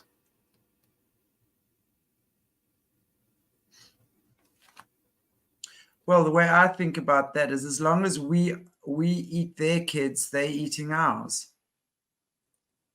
Well, that might sound like a simple way to think about it, but that's not it. They're poking God in the eye when they do that. They're very much in rebellion to God's creation. So if it was as simple as what you just said, if all of us just stopped killing bugs tomorrow, they'd stop killing us. It wouldn't work like that. It wouldn't stop anything. In fact, they'd probably accelerate their agenda more. So how does this all end then? What are you saying? Our actions have no control. Doesn't matter how we act towards each other or I another never said species. that. I didn't say it didn't. I'm asking if you are saying between species or anything else. I'm saying this is a cosmic contest that has everything to do with us and the animal and the physical and everything else has everything to do with it. There are two sides to this conflict. And it was already decided once. We're just waiting for it to come to a final finish, a final conclusion. right. Wow. Wow. Fascinating. Jeez, Caleb, I mean, I think that's actually quite amazing. I'm not sure if you have anything else really that you want to share with us this evening. I know Well, again, we're just I'm trying to introduce you guys to these concepts so that it's just not mayhem and 50 million questions about whatever. Every time I say something, I'm trying to keep it orderly just so that there's some kind of functional steps that we can take to show or to teach or to let you guys know what this is. So I know sometimes it seems like you kind of go down rabbit trails and whatnot, but can you see I'm all in light? I'm all enlightened. Isn't that wonderful? Thank you for enlightening me. Lanessa, the Locust Army. I mean, I know Lanessa. I mean, you know quite a bit about this, Lanessa. What do you know about the Locust Army? What can you tell us about that? I didn't see anything like that in this underworld. They come out of the abyss. That's what Renee was talking about, the scorpions. Scorpions, locusts, whatever you want to call them. They come out of the abyss. And the abyss, for the most part, is a hard place to get into. That's a topic for another discussion some other time. Abyss. Get too many rabbit trails going on at once here. Yeah, I understand. I mean, you know, I know that's what I was like trying to say in the beginning as well to our viewers. There's so many questions. So I would love it if you guys were able to just send me your questions on email, and then I will compile a list for Caleb, and we're going to be answering them. We've got plans in the new year that we're going to actually do for our Patreons. And I know, Colleen, you were actually saying with credit card and stuff, you know, obviously if we're not anal about these things, but I do think there's certain things that we do keep behind the Patreons as well, that we're going to be looking at most definitely in the new year. So, yeah, I think because there are obviously so many questions, is there a fallen angels army? That's what Kelly is asking, yeah. Well, if you think about it, 1/3 of heaven's angels fell. And it never really gives you how many angels there were in the first place. So if it was 100 million, that's still a lot of angels that fell down. So you could say there's an army. And they created children. Those children, it wasn't just one child per angel. I'm sure there's hundreds of thousands per angel. Because again, we don't know the time span from the time of the fall of the angels until the flood. We don't know that time span. I know that it's a lot bigger than what people think. It wasn't 6,000 years. It was a whole lot further back than that. You have to understand something. Right. History has been stolen from us. I just sent you something, Chantel, about there used to be 13 months, which actually resolves and answers the question on so many skip days. When did they change that finally? That was from a Bible in the 1700s when I sent that one I sent you from. So from then to now, Right. how many days have been changed just from that point? And who's to say they didn't change it before then?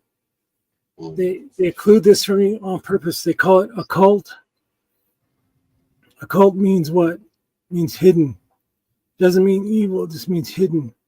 And so then what they did after that was they got your religious people to say the occult is evil. Don't ever look at it, or you're gonna die, you're gonna go to hell, you're gonna burn in hell forever because it's occult.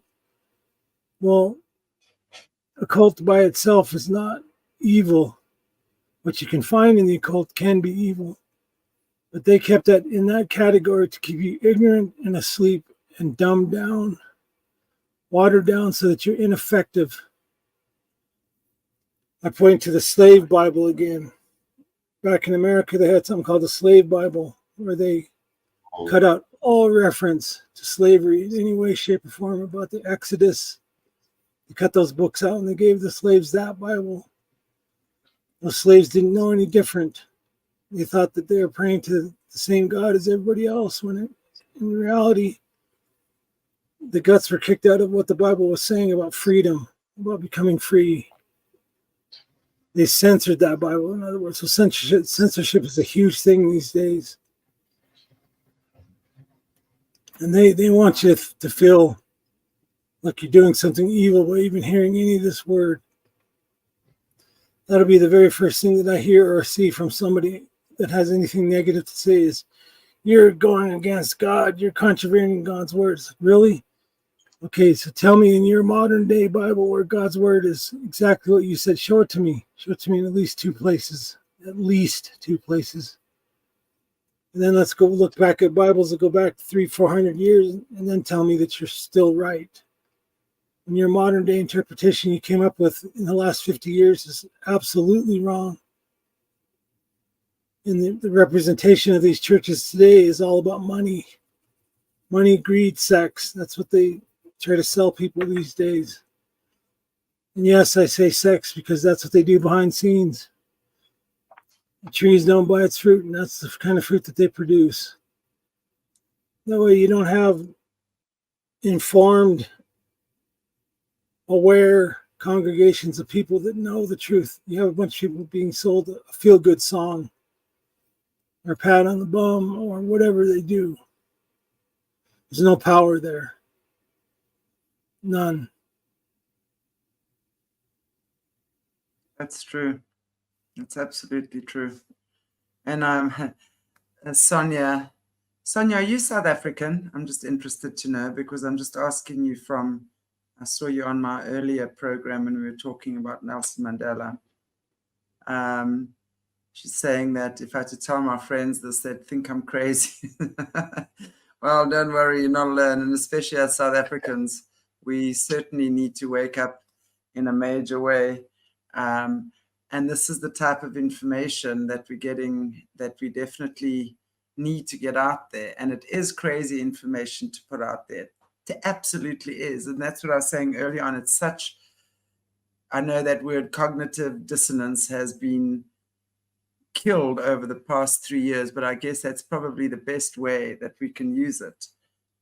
Because it's just, we've been brought up in such a protected world, right? As we say, all of this stuff is fairy tales, but now we're realizing more and more that it's most certainly not fairy tales, right? It's the truth. And when we know what we're dealing with, we understand what we need to do. And it really is faith, and it's understanding our connection, right, to God, and understanding that when we are, as you say, saved, redeemed, then we do have what it takes to protect ourselves. We don't need to be fighting with giant-sized weapons, right? Is that what you're saying? Yeah. Right.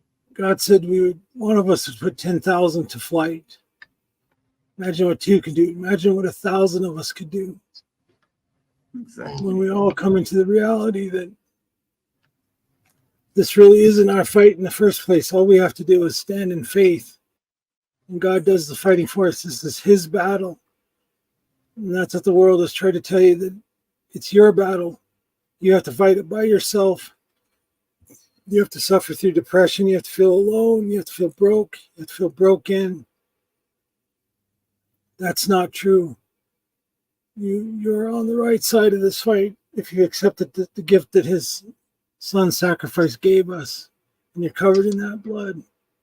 Once you've done that, everything else is pie and ice cream as far as I'm concerned. It's part of the potluck that we'll be having at the end. Yes, it's going to hurt. We're going to suffer. We're going to go through some severe attacks. We're going to feel like giving up. Some of us are going to get sick. Some are going to die. That's a sad but true fact. But remember, you're in a fight. You're in a battle. And the main part of your battle is to hold that shield of faith, swing that sword of truth, wear that helmet of salvation, breastplate of righteousness. Wear that armor the way that you know how to. People like myself and others, I'm not, trust me, I'm not the one that's going to tell you the perfect side of every truth. But I'm going to try to point it to you as best I can. I'm not afraid of these things. I'm not afraid to die. I'm not afraid to face them head on when it comes time for it. So when the day comes that you do see these things come up out of the ground, because you will see that, you'll know what to do and what to say, and you won't be afraid. It's the very first thing God tells you whenever you come into contact with him is, don't be afraid. Right. Exactly. I mean, I think, you know, what you've been saying, and what I really love as well, is that we're a team. And I think it's so comforting for us. I mean, we know that you've been leading hundreds of soldiers in some of your missions, in these crazy experiences. And that's all I'm just going to put it down to. So I want to just say to you how grateful we are to have you as our team leader, right? So I want to just reaffirm that and just enjoy the fact that we are a team. This is our viewers, we're a beautiful community here, and it's wonderful to see everyone just accepting what you're saying. It's crazy when you first think about it, right? And we've got to digest these things, and I know that's why you give it to us in bite-sized chunks, literally. But when we start processing and digesting that, yeah, you're right, Misty May, we are stronger together. We can work together, right? Well, I'm not one to ever want to say I'm the powerful, fearless leader. Follow me. In a way, I accepted that mantle long ago. The people that I led into battle always knew I was right there with them. No way in hell I was going to leave them behind. Nothing.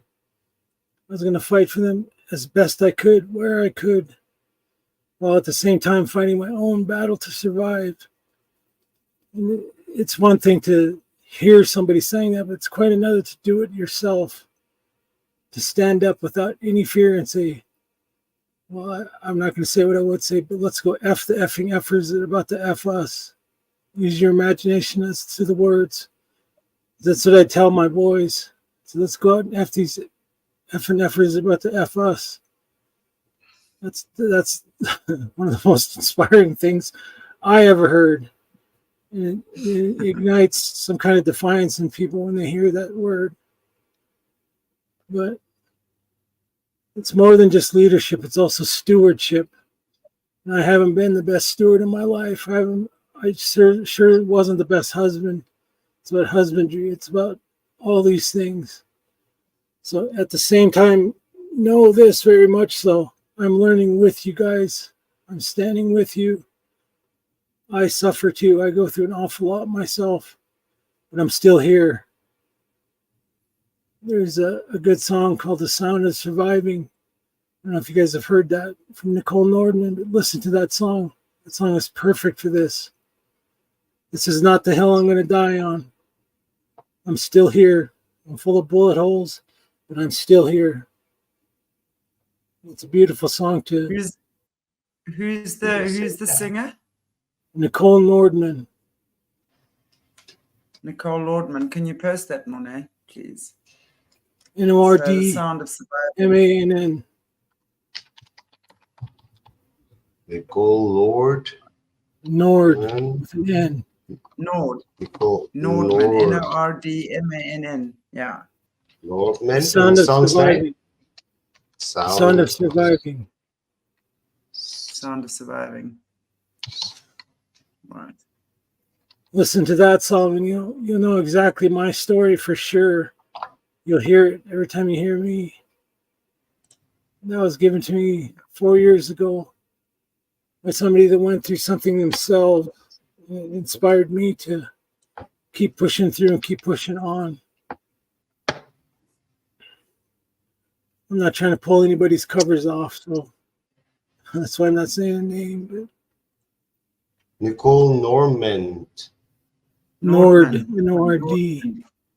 Well, Joyful Janine has just put it up. That's the name, and that's Nicole Nordman, and it's The Sound of Surviving. So Right. that's the song that Caleb is suggesting that we listen to. And of course, I'm always going to stick with a one day a week fasting. Right? I got to tell you, this fasting,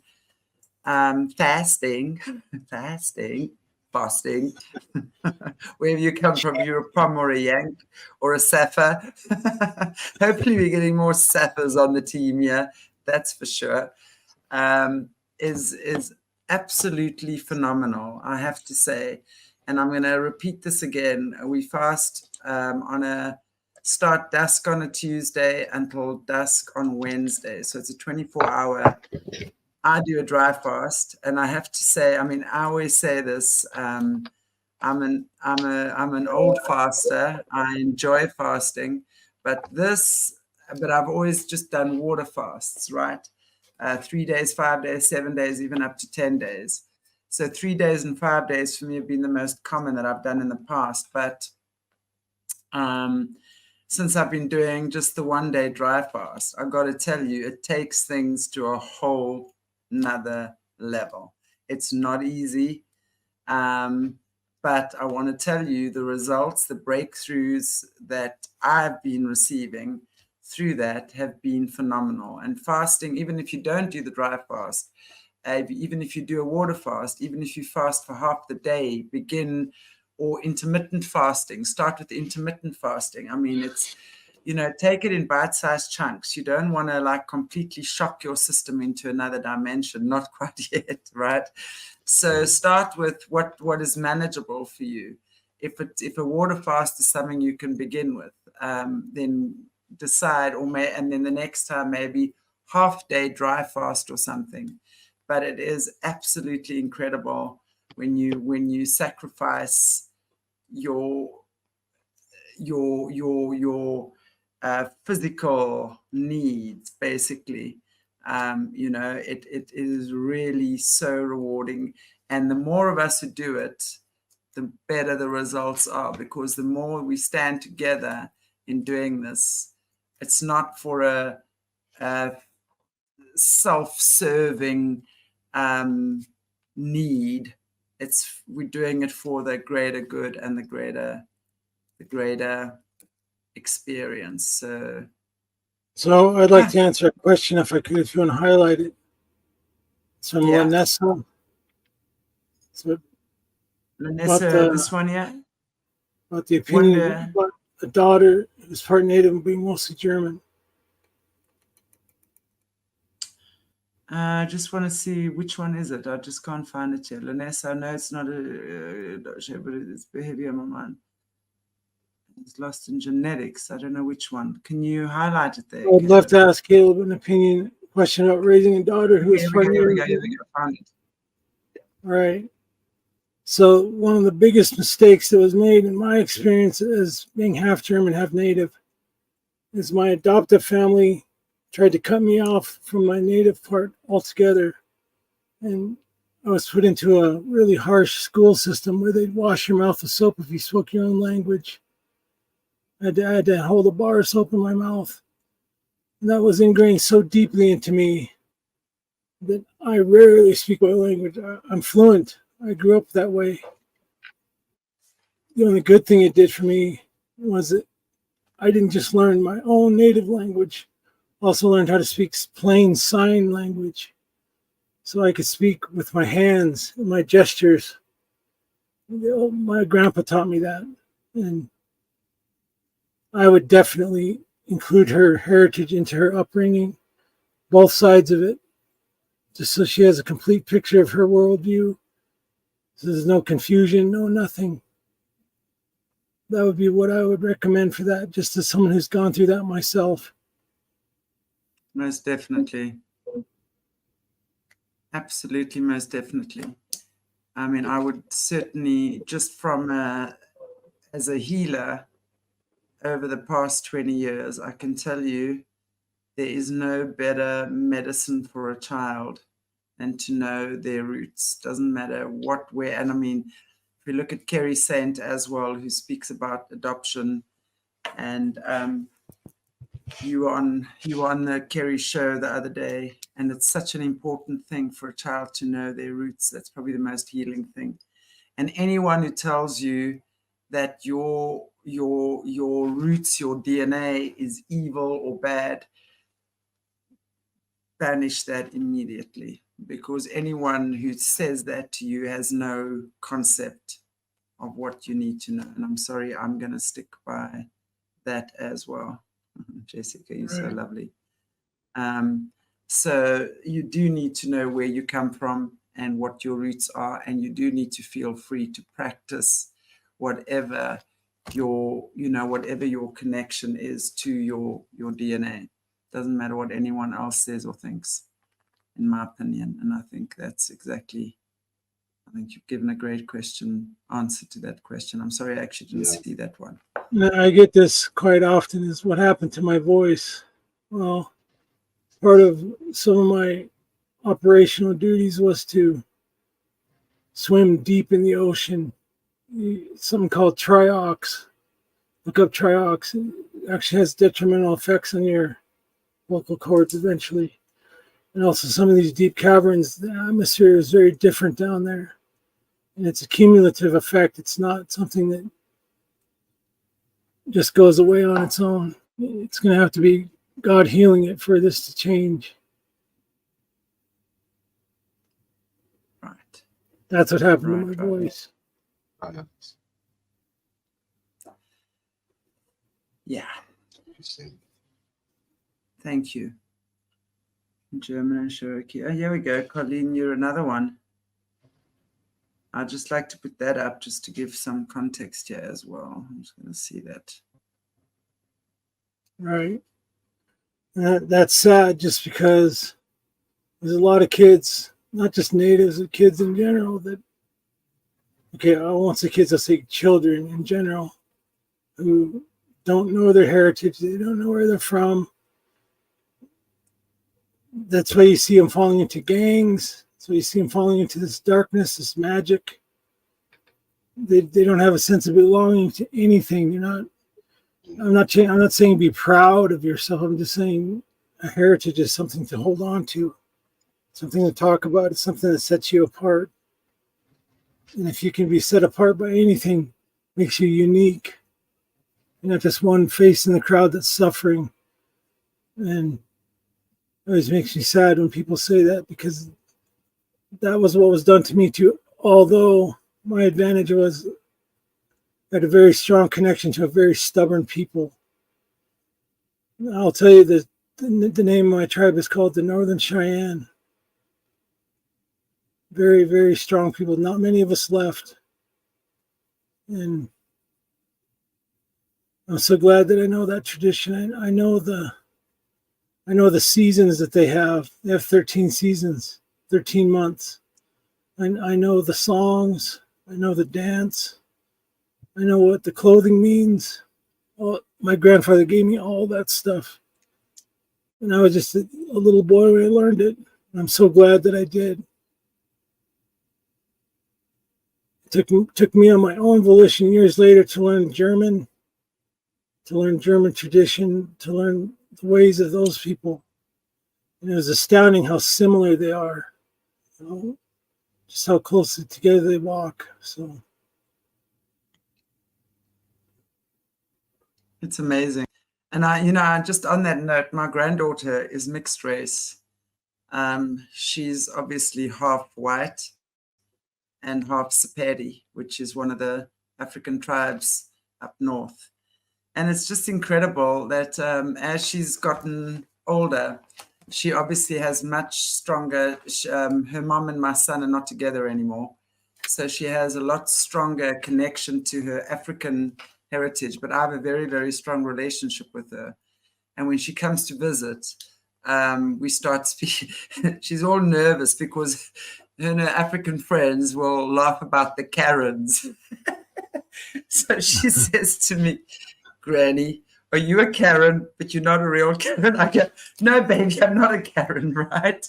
So it's so funny because to talk about that, and then I was giving her bloodlines, from the white side of her family, and she was amazed, and it just did her so much good just to be able to talk and understand that she has French in her, because my mother's got strong German and strong French. That's my mom's, and Scottish. Those are the three main bloodlines on my mom's side, right? And it just gave her so much knowledge to understand what the other side of who she is about. So that for me, and just in that way, it's really rewarding to see how when a child knows where she comes from or he comes from, that is so important, and to be able to celebrate your culture. And I think especially you, Caleb, with your Native American, as you say, your tribe is a very strong warrior tribe. And there's not many of you guys left, and you've got such strong traditions. And I know, I know from obviously just understanding a little bit of your history, American history, that is, and understanding obviously how the Native American people are still suppressed in so many ways there. It makes such a big difference to be able to celebrate that culture, right? right. Yeah, I'm not trying to encourage anybody to be proud of themselves or anything like that. But it is one thing to have some kind of heritage, Like what I've learned in my German side is Germans are tribal too. So if you say, well, I'm part German, one of the very first things I'd ever ask you is what tribe. I guarantee you most people don't know. My German tribe is the Mannimarco tribe. They come from Prussia. So I know both sides very well, actually. And yeah. Somebody asked if I ever found my biological family. I did. My dad kidnapped me when I was 7, 8 years old, which wasn't a bad thing. It was a good thing. And I met my mother when I was 13, sort of. She didn't accept me until I started to have a bank account, for lack of a nicer way to say it to her about anything. Wow. That's interesting. Wow. Well, at least and that's the thing. You haven't idealized anything. It's kind of like you understand it and you see it for what it is, but at least I think a lot of people who don't know, either keep wondering or they might even choose to ignore it, but at least they have the choice, right? They do. I do. So I speak Boerish and I speak High German. So yeah. Wow. I don't ever tell anybody these things so that when they talk about me behind my back, I know what they're saying. I got really good at that when I was on the reservation. The flip side to that coin of having dual heritage is both sides hated me equally for the most part. So I got it from both sides of it. Wow.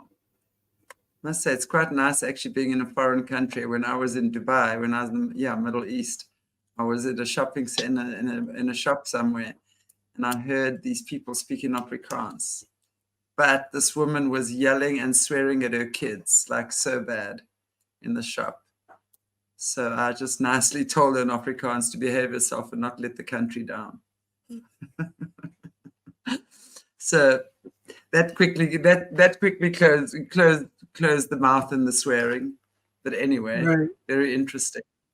I had reason to go back to my reservation to do some paperwork not all that long ago, about 7 years ago, and walked into a gymnasium full of people.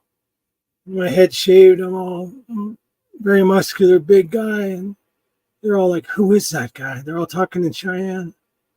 And who is this? Who is this individual? Who does he think he is coming in here? This white guy, they said. It's Vehot. They call white people Vehot or spiders. That's what they call white people. And I got all the way to the front of the line, and I said back to them, "Who are you calling a spider?" I said that in Cheyenne. And immediately they shut up because they knew that I'd heard everything they said for the last 20 minutes. Exactly. Love that. Exactly. That's very interesting. Wow. Oh, wonderful. I'm loving actually these conversations about, German. Yeah, I must say my mom is strong German bloodlines, but yeah, in South Africa, You'd be surprised how much Afrikaans I can understand just because I do speak German. Yeah, that's similar. Yeah, Afrikaans is It's like Dutch. Dutch. Yeah. Yes, it's true. If you can speak obviously Dutch, I mean, Dutch is our forefathers. Sort of Afrikaans is the language that comes from the Dutch and the German. But funny, Flemish. When people speak Flemish, I actually understand. It's easier for me to understand a Flemish person than what it is even to understand a Dutch person. Although Dutch, it's easy to understand what they're saying, very easy. But Flemish as well, I mean, definitely you can speak Afrikaans to a Dutch person, but you kind of got to not use our slang words. You got to use High Dutch, High Afrikaans. Yeah. Because our Afrikaans, we have some interesting slang going on here. I was going to say it's like speaking pirate. It's known as the kitchen language, and it is the kitchen language because Afrikaans originated from when the early Hollanders, as well as the English, our Dutch and our English forefathers. Remember, they were the first two colonizers in South Africa, and they then captured the African people. So then the African people were working in the kitchen, right? So the Afrikaans language then became the combination of Dutch, English, and German. So it's very interesting. Wow. Interesting. Yay. Okay, well, we hit the 2-hour club again. 222 viewers. Okay. And we're about to hit the 2-hour club. In 1 minute's time, we're going to hit the 2-hour club again. Which is very interesting. I will say, I would definitely like to speak a little bit more about what we say we're going to speak about. So I'll try to focus on that more in the future. Every time I say anything, it just opens up a can of worms. I hope you guys understand that. Yeah. We've got lots of worms that need to be opened. Lots of cans need to be opened. I'm learning to speak Chihuahua. To that Greg Graham, there's a video on YouTube where these people didn't know that their Chihuahua spoke Spanish, and they would just sit there and stare at him until they finally learned how to tell him to sit down or to go somewhere in Spanish. And he knew what to do, so try speaking Spanish. Exactly. Oh my goodness. Okay, well, Boom, we've hit the 2-hour club again. There we go. You see, guys, we're nice to you on Friday nights, aren't we? And we will see you back again on Tuesday. I mean, I was going to say on Tuesday, on Sunday, right? And we'll still figure out what we're going to talk about on Sunday. Yeah. Caleb, I think before you end, I want to say I think we could even go even more deeper to the world beneath our feet. Maybe like even a part I think, two. there's definitely a lot of stuff we can still touch on. And that's why, guys, please, I don't always pick up all the questions here. We try, but email me, please, chantelmayberg@gmail.com, as in my name, spelled on the screen, all in small letters, @gmail.com. And just put the heading questions for Caleb. And if there's anything relating to this show still, I will bring it on. And if there's anything relating to future shows or past shows even, because there's so much that and I know there's also, when we were talking about the Cabbage Patch Kids and the Cabbage Patch Hospital, it's near a gold mine, and are these kids being used to mine, There's a whole lot of stuff as well that we can be talking. Maybe some interesting music videos we can pick apart in Patreon. Definitely, yeah. That's what we're going to be doing as well, by the way, guys. I mean, from the beginning when I was speaking to Caleb, he wasn't very vocal, I must just tell you, right? What you're hearing now, you're very lucky. But he would speak often in music. So he would send me music videos, and he would help me. In fact, I would look at this and I'd go, hang on, what am I looking at here?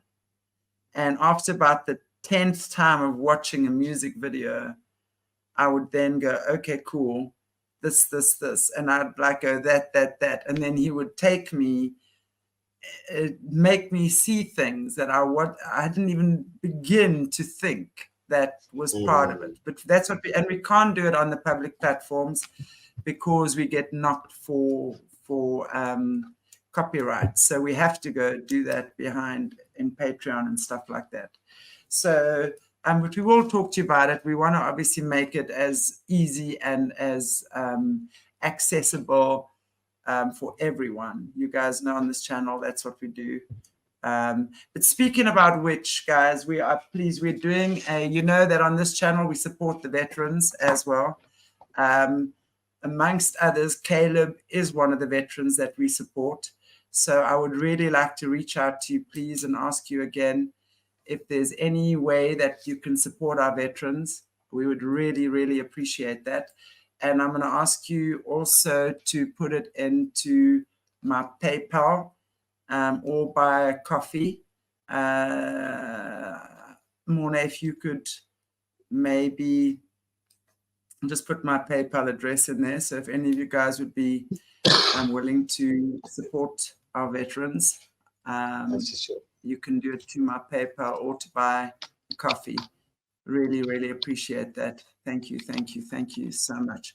And Greg, it's what you're saying here as well. Caleb is a college professor and we are kindergartens. And that's so funny because when I was to speak to him in the beginning, I'm going to say, okay, see me, because I have no military background, right?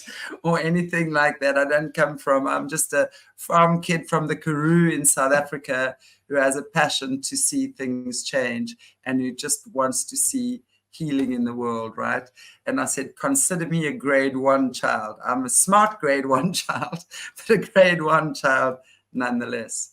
So I have to say, wow, I still marvel at that. I've got to tell you, Caleb, when we first started talking, and here you are, and he was saying to me at the time, I don't think I'm going to come on, but he just wanted to start sharing his story more and more because, yeah, there was just people that weren't believing anything he was saying. Thank you. Really, I saw something earlier someone said about us. The ones who are involved are going to be the ones that take this back. I think Vanessa said something about that.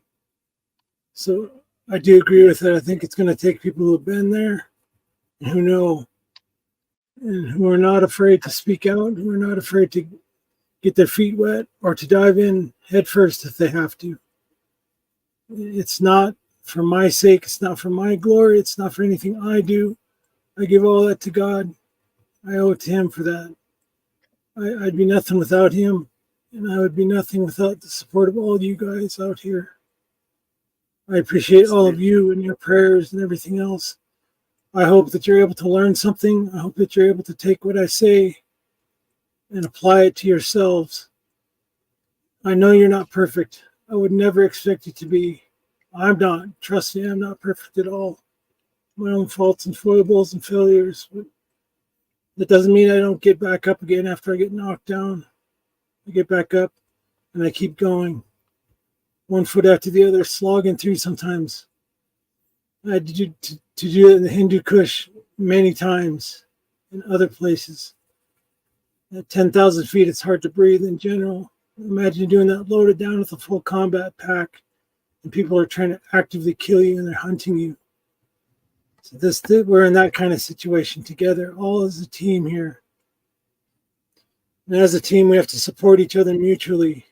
The weakest member first, and we'll never leave anybody behind, even if they've fallen all the way on their back. We'll drag them if we have to.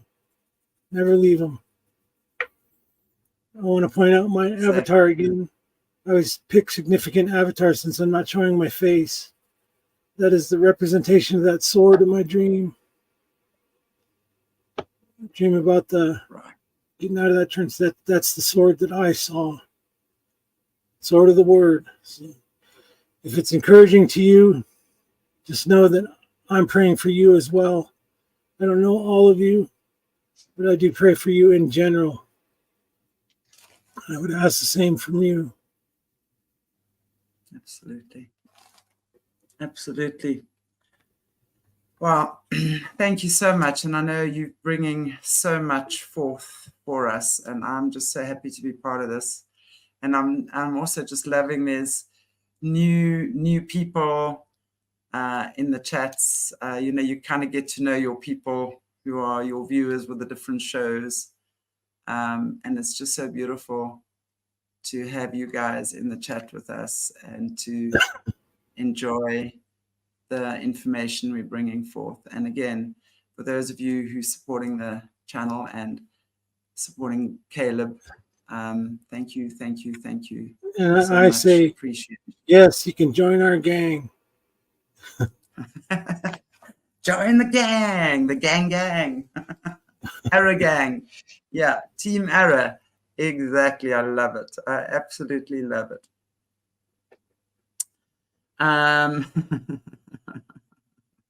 Here we go again with the yoga questions. Love you all.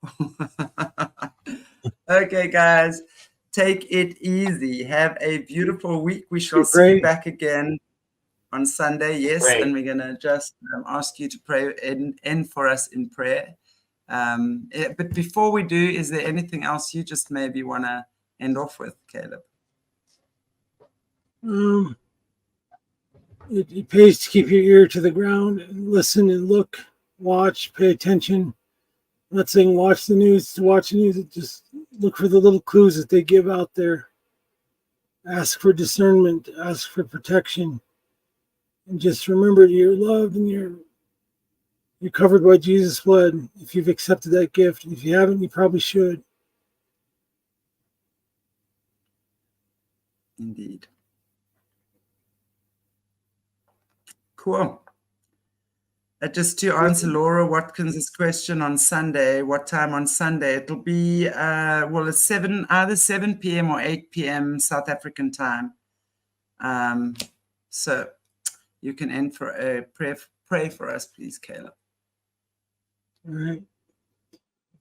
Heavenly Father, I thank you again for this amazing gathering of people. They don't even see my face. That's good because they don't need to. They see your face. I'm just reflecting the glory that saved me. I'm being faithful to the call you put on my life. And I survived for such a time as this. And I thank you so much that you preserved me to be able to speak these things to these people. They're precious in your sight. They are your gifts there, your children. I ask that you bless them. I ask that you give them insight, give them wisdom, give them understanding, take away their fears, and prevent their enemies from attacking them so openly. I ask that you give them strength to stand when the time comes to stand. Give them a voice to speak when the time comes to speak. I just ask that you bless them financially, spiritually, with their health, everything. I ask that you continue to give me strength, give these hosts strength, give us all the strength that we need. Let us rest in your arms as you carry us across that sandy beach. Our feet aren't even getting wet. When it's time to get our feet wet, just give us the strength to do that too. I ask all these things and your protection in Jesus' name. Amen. Amen. Amen. Amen. Thank you so much. Beautiful. Thank you. And thank you so much. Sonia, it's nice to see you, but you said you're from Cape Town. So it's to see some South Africans here. And really, I'm just asking you to share this amongst your friends because we South Africans need to wake the F up, especially when we see what's happening in our country at the moment. NASA being here, the Western Cape has been sold and used as collateral to the Bezos Foundation. And they're tracking whatever it is they're tracking. The Western Cape is where we live, Cape Town. I'm down on the Garden Route. Lots of crazy things happening at the moment as well. So God bless you all. Have a beautiful, beautiful, beautiful evening, morning, afternoon, wherever in the world you are. And I always appreciate you guys for joining us. And yeah, take good care. Love you all. Bye-bye.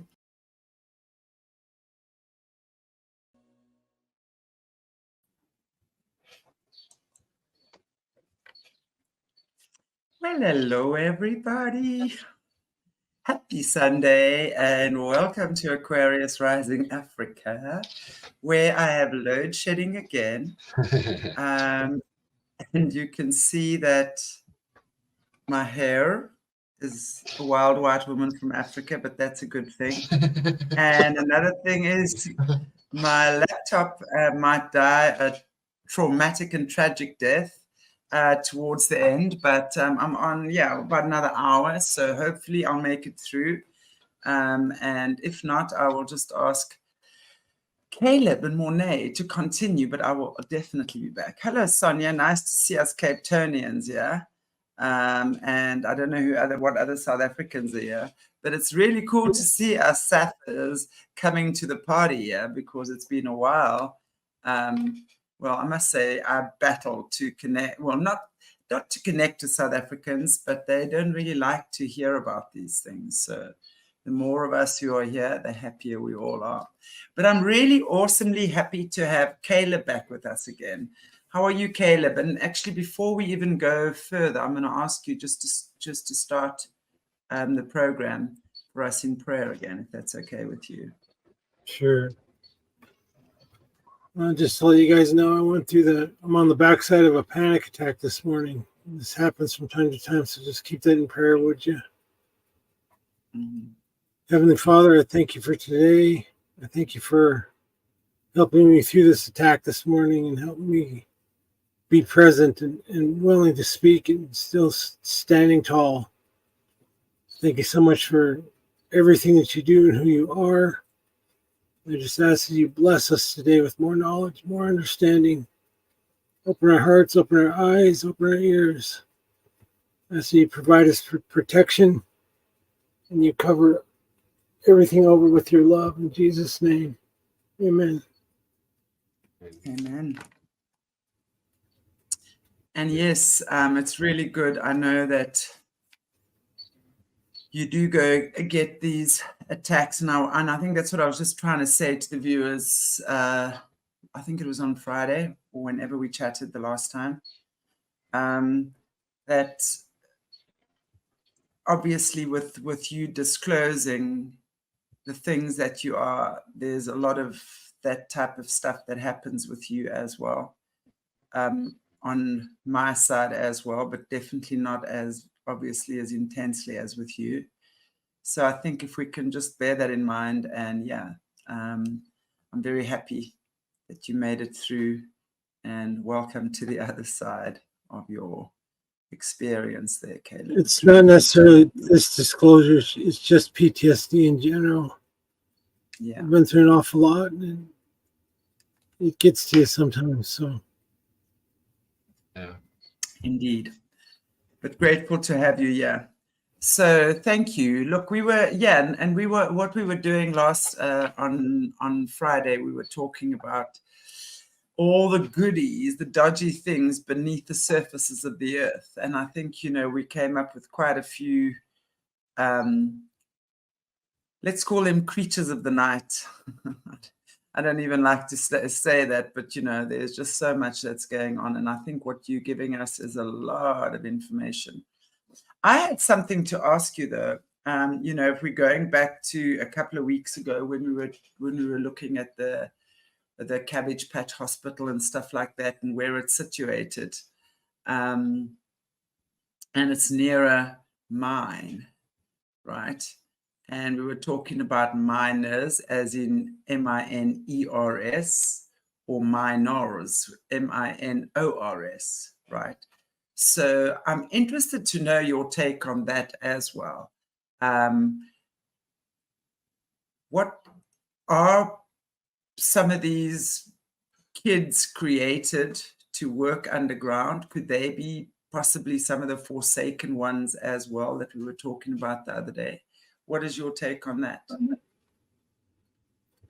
I certainly do believe that some of them are created to do that kind of thing. A lot of them are just the missing people, as far as I was able to understand. If they're abducted when they're 5, they don't have a lot of recollection of the world up here. So, are you saying that some of the kids are abducted at the age of 5 from families living above the earth, stuff like that, and then they get taken down there? There's thousands of reports every month. People that go missing like that. Wow.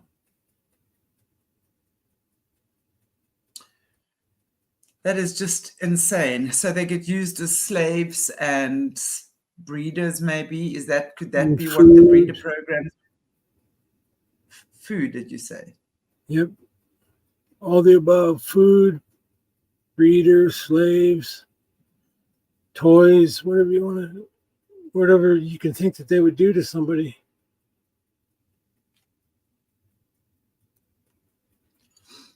Wow. That is so crazy. Just more and more of this information starts coming out. What you got to understand and realize is none of this stuff is linear. It doesn't just follow a set piece, a script. These evil beings are doing whatever they want while they still have the time to do it. So think about that.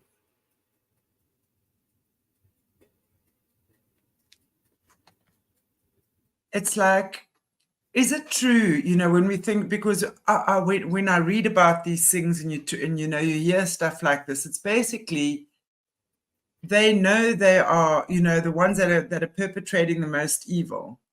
They literally know their time is limited on Earth or wherever it might be for them. So they know they've kind of reached the point of no return.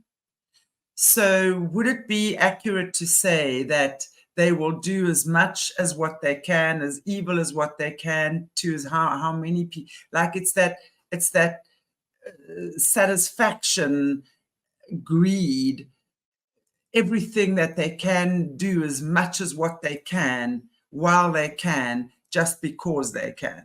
They know that their redemption is not on the cards for them, so they're just going to make hay while the sun shines. Is that right? It's unbridled passion, whatever that passion might be.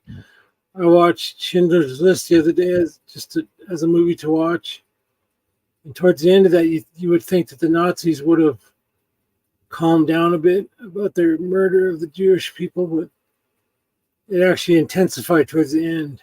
They just killed more of them, and they were far more cruel towards the end than they were at the beginning.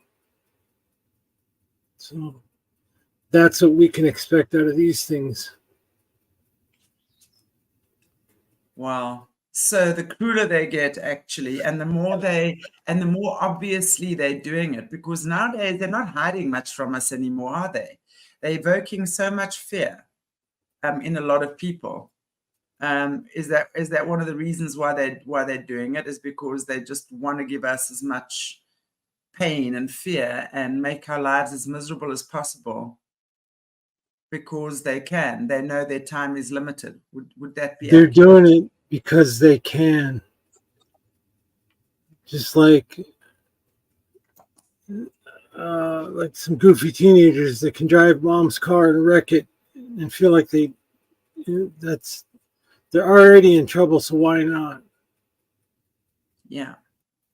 May as well just get myself really into trouble, right? Right. In for a penny, in for a pound. Exactly. That's tragic. Can you talk to me about gold? Gold mining, gold beneath the surfaces of the earth. What is gold about? Why do they like gold so much? Well, gold in its purest form doesn't corrode like other metals do. It doesn't decay like other metals do really, really quickly or anything else. And I personally think that it's because that's most of what heaven's made of. I mean, they paved the street with gold there, so obviously it's going to be valuable for some reason here because it gives some of that heavenly glory still. That's my personal opinion on that.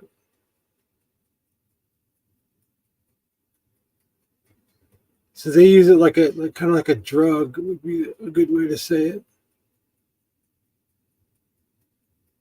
Restoration, continuation, that kind of thing.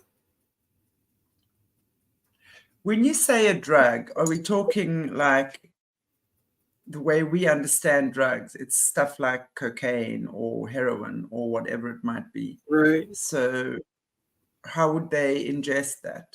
Like, well, if you think about it, like heroin or cocaine or anything else, it gives you euphoria. It gives you a sense of well-being. It makes you feel better. It takes your pain away.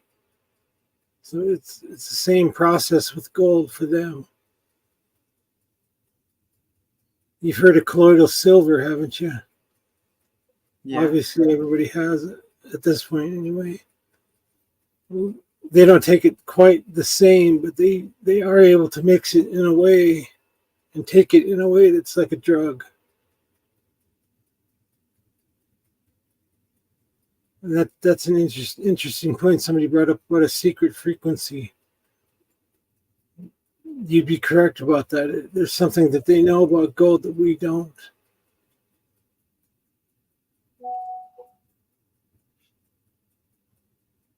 Wow. Do you know? I mean, I'm a bit. I'd really like to know more about it. Do you know what the secret frequency is? Because if we're understanding what gold is, even just in terms of alchemy, right?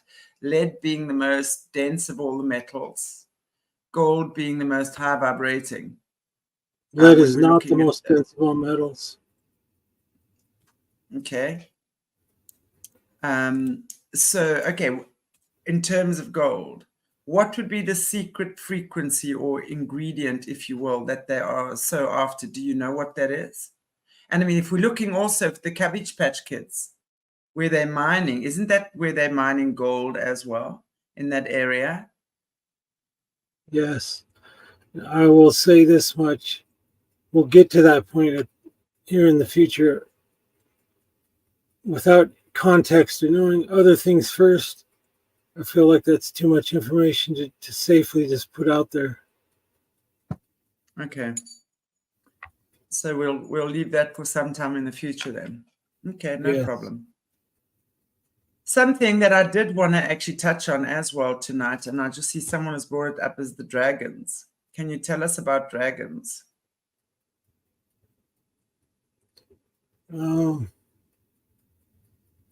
There are a lot of them from different sizes, shapes, and kinds, and they perform different functions.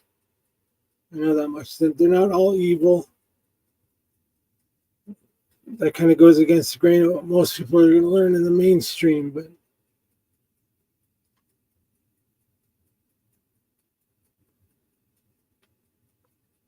we're hearing a lot about dragons being kept in China, for example. That there's underground dragons in China. We also heard rumblings that there was, if I'm not mistaken, in one of the royal palaces in the UK from the British royals, in terms of dragons, and that they're being chained under there. Would you validate that? I don't know about validate, but you hear the old stories. They can't all be wrong. You think about that for a second. What they are, where they are, that kind of thing. Some of this is really hard to describe just because you don't have any context for anything. You take a caveman from 3,000 years ago, if that's the true thing, if there were cavemen back then. I think we were intelligent people. They just obfuscated the history. But take a grunting caveman that doesn't know anything and explain to him what a TV is. That's what this is like. It's trying to explain something that is very difficult to describe to somebody who has never seen that or who has very little contact with that. All they know is what they know, what they've been told. What you've been told is probably wrong. So it's hard to just put it out there like, yeah, this is what this is. I guarantee you, if I slip and say the wrong tiny thing, that's going to be taken as solid proof from this and that. I'm not trying to do that either. I'm just trying to get my personal experience with these things. If you go into the book of Enoch, he talks about dragons controlling stars.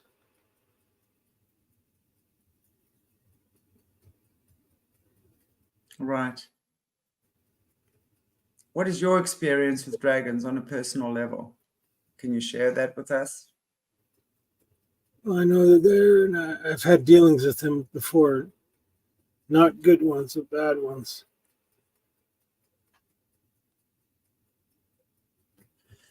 What is the purpose of the dragons, let's call it in the underworld, the ones that are not good? Can you explain that more?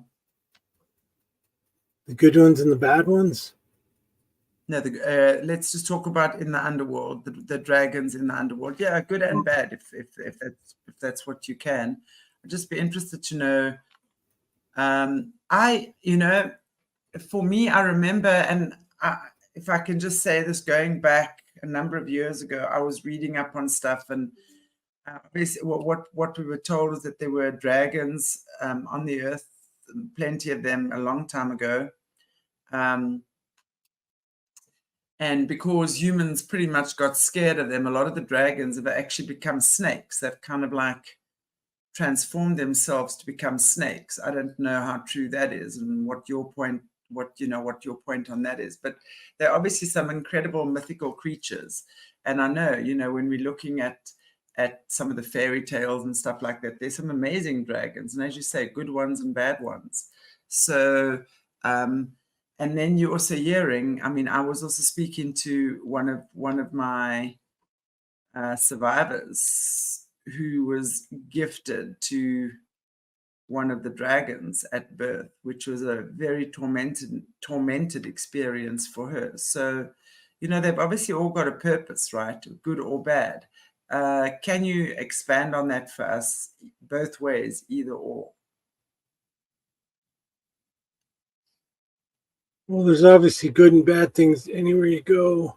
And we're not given in our natural body to see these things right now or able to really discern them unless you ask for that kind of discernment. most of the ones I had dealings with were bad ones. And again, without context, it's really hard to plug into where these things fit into everything around here. But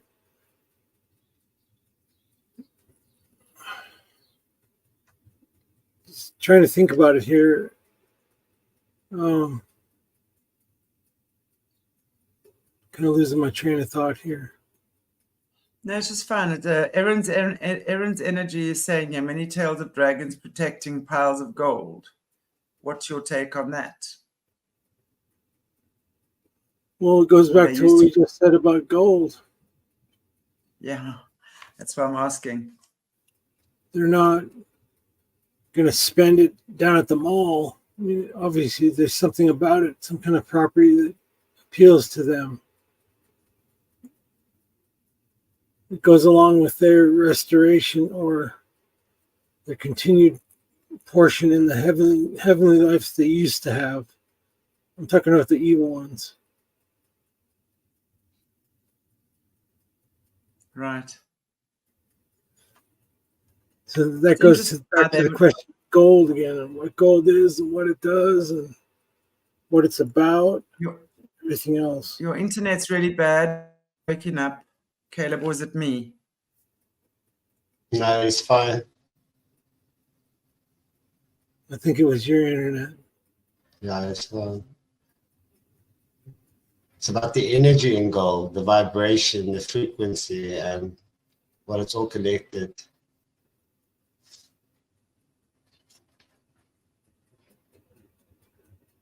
Yeah, it's not something that I'm really wanting to talk about, the gold. It's an alchemy thing, and it's not turning lead to gold or anything else. It has to do with life. So, without any context, it's really hard to answer that question. There has to be some sort of framework to put it into in the first place.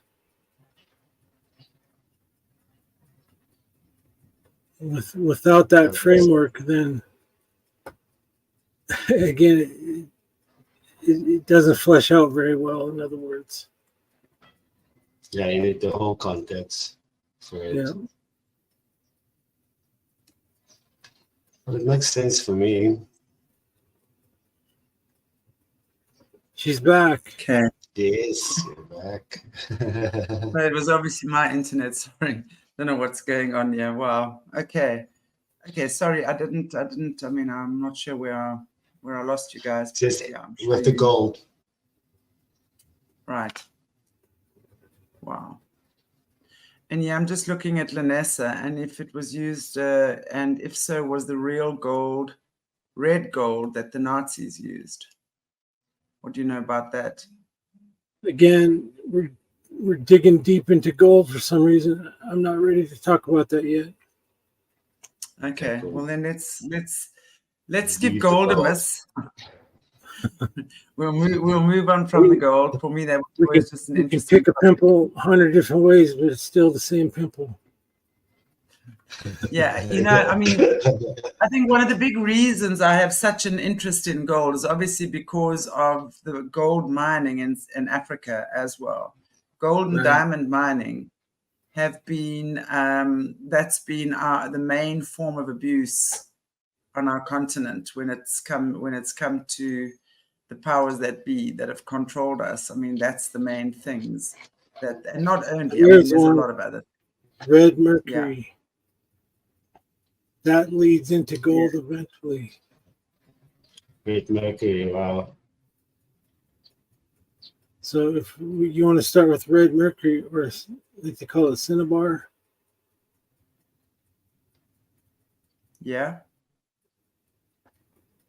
That's what you should be asking about is, what is that? What does that do? What is that about? What does it lead to? So red mercury is one of those alchemical ingredients that is needed to interact with what you guys know as black goo. Very poisonous, very dangerous. Oh my goodness.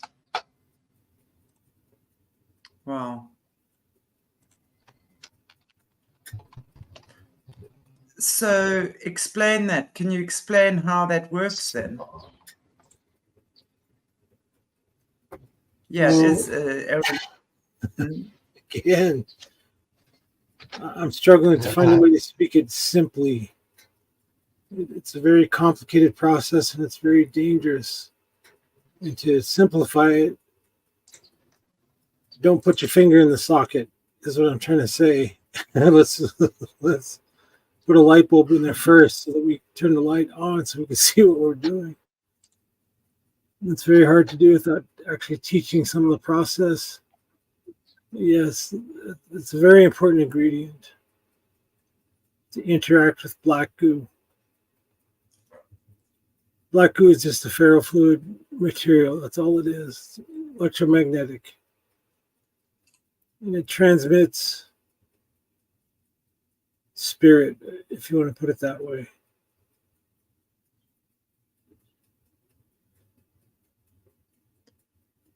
Okay. Well, I think then obviously I'm going to go and do some homework on that myself, and to see how that all fits together. But I'm just interested as well what Aaron is saying, as Egypt used mercury in their burials, stuff like that as well. So very interesting about that. And Duke, what about silver and its association with werewolves and the moon? I don't know. Can you answer anything like that? Well, it's kind of like copper with the giants. I mean, things have weaknesses for different things. I'm really struggling right now. I'm sorry. It's okay. Yeah. Are you okay? I am. All right. Then I think what we should maybe do is just get off the topic completely, and we can talk about other stuff. You good with that? But if you're not, I know, and you have explained to the viewers before that you did have a panic attack before the show. So if you're not okay, it's really okay. Well, we'll talk about this at some point, but picking at it isn't going to make me talk about it more. I'll guarantee you that. So yeah, Okay, basically well then, gold and mercury and all those alchemy stuff, not now. yeah. Alchemy is a really deep subject. Yeah, it is.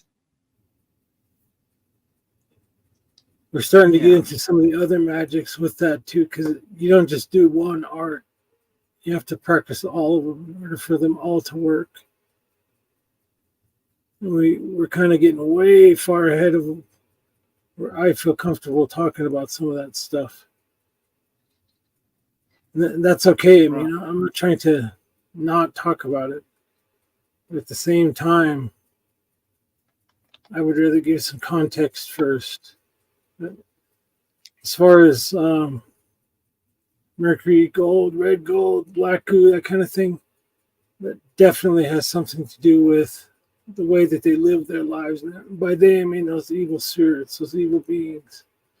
It's how they're able to come through so easily. They use those things as a medium. You always hear about people being mediums. Well, what is a medium?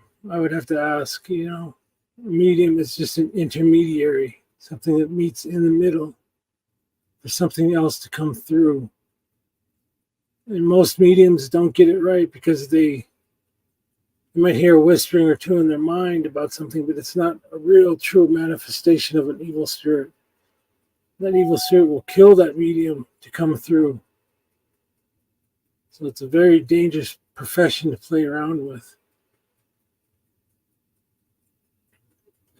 They're overplaying for keeps. That now they're just trying to cause mayhem. So you got to think of it that way too. And they use that ferrofluid or the black goo as a way to transmutate. We heard that question here the last show about transmutation. Think about it, transmutation. You're being mutated and transformed into something else You're not you anymore. You become something different, something more, or something less, or something worse, not better. That's different than transformation. Transformation is the positive, transmutation is almost always the negative. So because that's goes back to the homunculi. What I first said when we talked about that is the quest for the philosopher's stone wasn't to make gold. That's what they turned it into after a while. The goal was to find eternal life. That was the goal. There's been several mages who've actually transmutated and done that.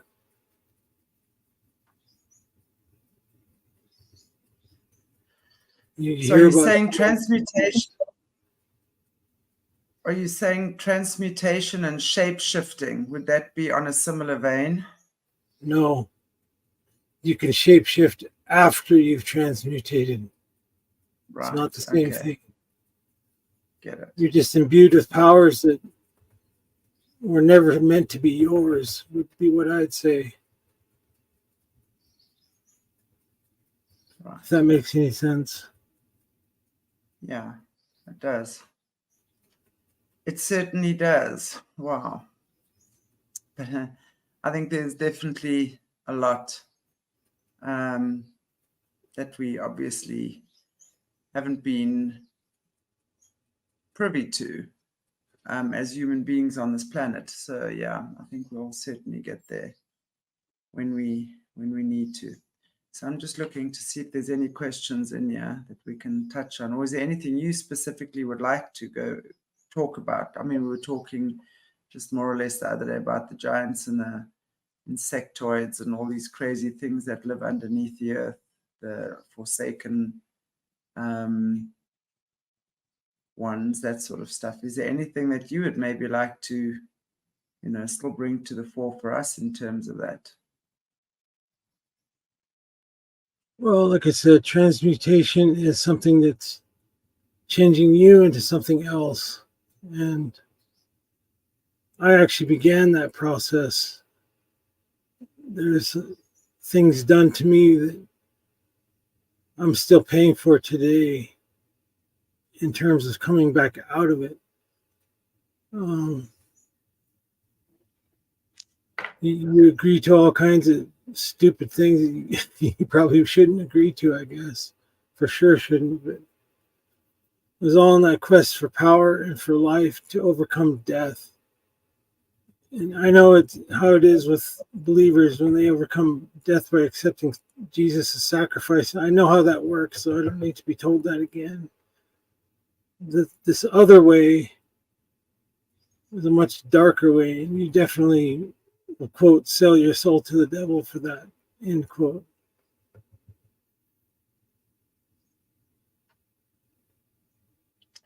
Is that be like a cheat code? Kind of. Yeah. You can look at it that way if you wanted to. You've all heard of Hermes Trismegistus before, I'm sure. Hermes is three times great. He's one of the first ones that made that transition.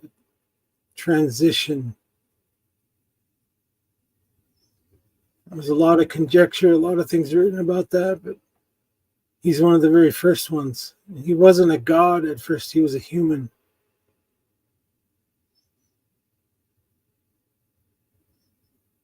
That is not well known that I know of. Yeah. So he took on the power. He accepted the power. He accepted the power. He set aside his humanity and became one of them, just like Nimrod.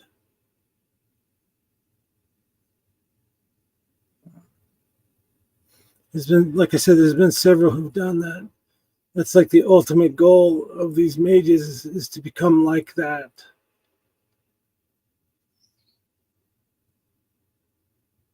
And it is a quest for power you learn how to create. Creating is one thing. I don't mean create something out of nothing. You learn how to dissolve those creatures to make homunculi. That's creation. It's not procreation, but it is creation. To us, I put quotes around creation. I'm not sure if you guys understood that process or not.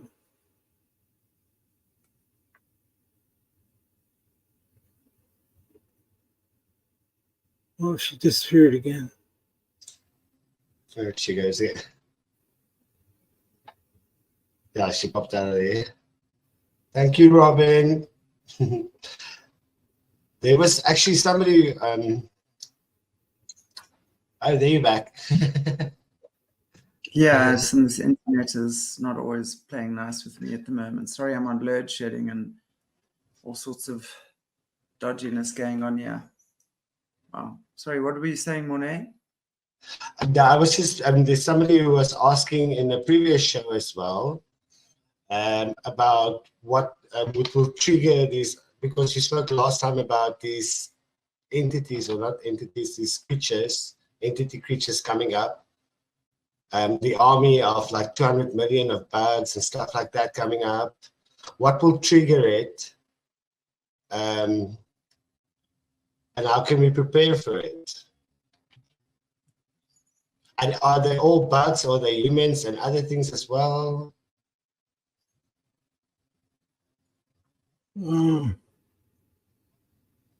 I would have to say yes. I mean, again, I can only come from my own experience, but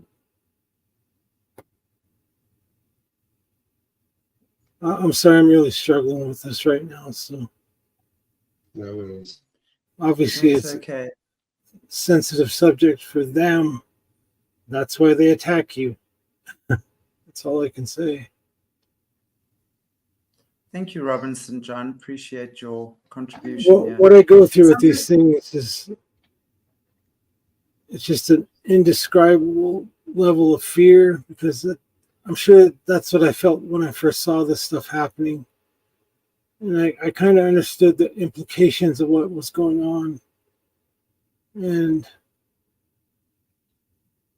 a delayed reaction. So that's what it is. I mean, you have to understand that somebody who walked as close to that darkness as I did is going to feel that at some point. So this is very difficult to just say.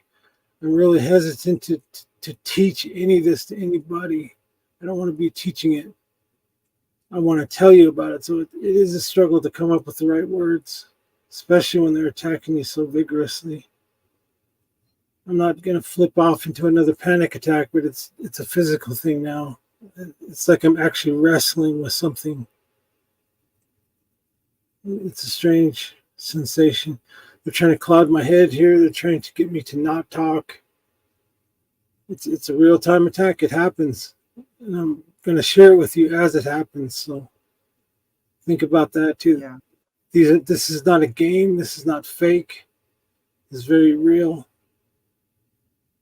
And it takes a lot of strength just to be able to speak sometimes. So.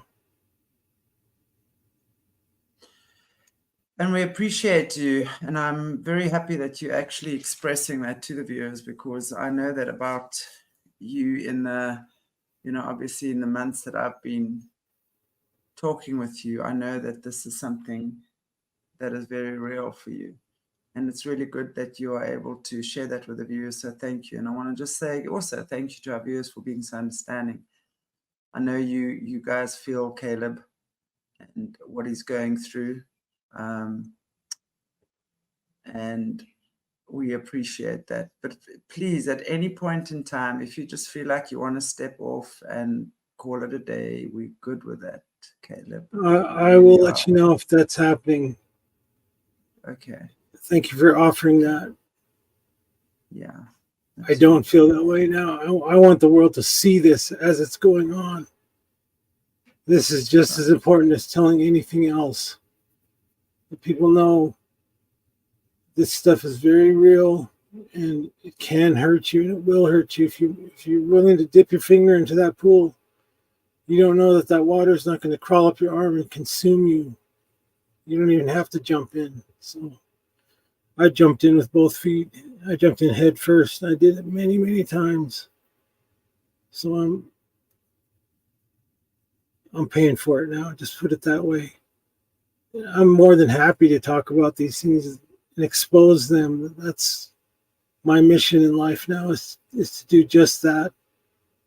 But it's not easy. That's what I'm saying. So we understand. Definitely understand. it was horrible this morning. It went on for several hours. So it was a bad thing that happened. But here I am. They still couldn't shut me off. I'm still sitting here talking to you. We appreciate that for sure. Absolutely, we appreciate that, and I think there's absolutely strength in numbers. Yeah, right. It's great that we are able, and it's great that you're sharing this because we also understand the more you talk about it, the more we are able to, disempowers that hold that they have over you. Or had over you. It definitely lessens it. It's wonderful. As I said, well, if you think about the book of Daniel, Daniel prayed and asked for something, and there was a prince, an archon that opposed him for a certain number of days until the archangel Michael was sent in to cause that message to go through. So think about that. I mean, obviously there's something important that they don't want me to say or to be saying. And it's a battle. You have to just fight through it. So I'm not backing down from nothing. This is called being on the tip of the spear. The tip of the spear is not only the most dangerous part, but sometimes it's the weakest part that gets blunted. It has to be sharpened by everybody else. Steel sharpens steel. Think about that too. So I'm actually glad this is happening so that you guys can see it in real time. See that this isn't just somebody making up a super soldier story or something goofy like that. I'm really a part of this fight, and I'm here for it. I'm present. I'm still standing. If I can still stand in the face of this nonsense, this attack, so can you. You should take hope in that. Because I do trust God to protect me and to care for me and to push me through. So maybe that's the lesson for today, is you can do this too. Doesn't matter how hard it gets for you or what happens to you. Perhaps you can. I'm just going to put up Duke's question. Yeah, can Caleb talk about things that interferes with the witchcraft stuff that we can do? So I think what we're asking there is that. Sorry, I'm just going to remind that. Sorry. What can we as people personally actually do in terms of preventing this in our own lives? There's always prayer. We get that. Is there anything that we can do over and above that on a physical level that not just protects? It's not just prayer. It's also having faith in what you've asked for. The Bible says you have not because you've asked not. So ask for something and believe that that's what you're going to get, because God will answer and send to you what you need for the fight at hand. He's already equipped you. If you accepted that gift, you have armor, you have a weapon. It's really important to use all those tools at your disposal, because if you don't, you're just sitting in your back closet catching dust. Who wants to catch dust, you know? You kind of have to put yourself way out there on the limb. I was actually going to say that, it's about actually, this is truly the time to act. That's what I'm seeing more and more. Truly is the time to act. And I say that, just from, I don't know if you guys watched my drop-in with Ara on Friday when we were talking about what's happening in South Africa. with the NASA coming in here and doing whatever they're doing and pretty much selling us out to the Bezos Foundation, this particular Western Cape area that the leader of the Democratic Alliance has given the Western Cape where I live as collateral for the Bezos Foundation, and NASA's tracking whatever it is they want. And because I'm from the Karoo, and Johan Rupert, who's currently clandestinely running this country, right, has brought up Graaff-Reinet, which is the town that I was at school in, and it's my home space, right? One of the most sacred sites in this country. So I shared some of that information with my school group, the people I was at school with. Oh boy, was I hammered by one or two, because it's just, they cannot actually see what is right in front of them. And I think right now, that's what's happening a lot. And that kind of came through for me. And I'm just using that as an example. You, Caleb, what you're doing is you absolutely stepping out there on the front line.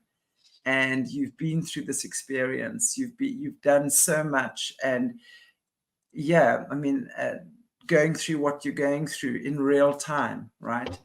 And I think those of us in the know, literally, more and more of us have to start doing this stuff, where we're actually stepping out on the front line, speaking about it, sharing about it, not really being worried about what our family is going to say, what our friends are going to say, what our cousins are going to say, what our spouse is going to say. That I'm finding so, actually, it's tedious now for me already. The time is, the way that we're going to stop this is, yes, through prayer and faith, but through action as well.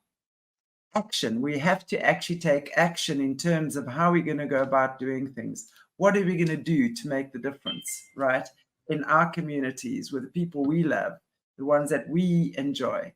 So that's really what it is. And I mean, I'm just going back, Duke, what you were saying. How do we do that? Take action. I don't think that we're going to be fighting. We can't fight the giants in the way that these guys in the military were fighting them, right?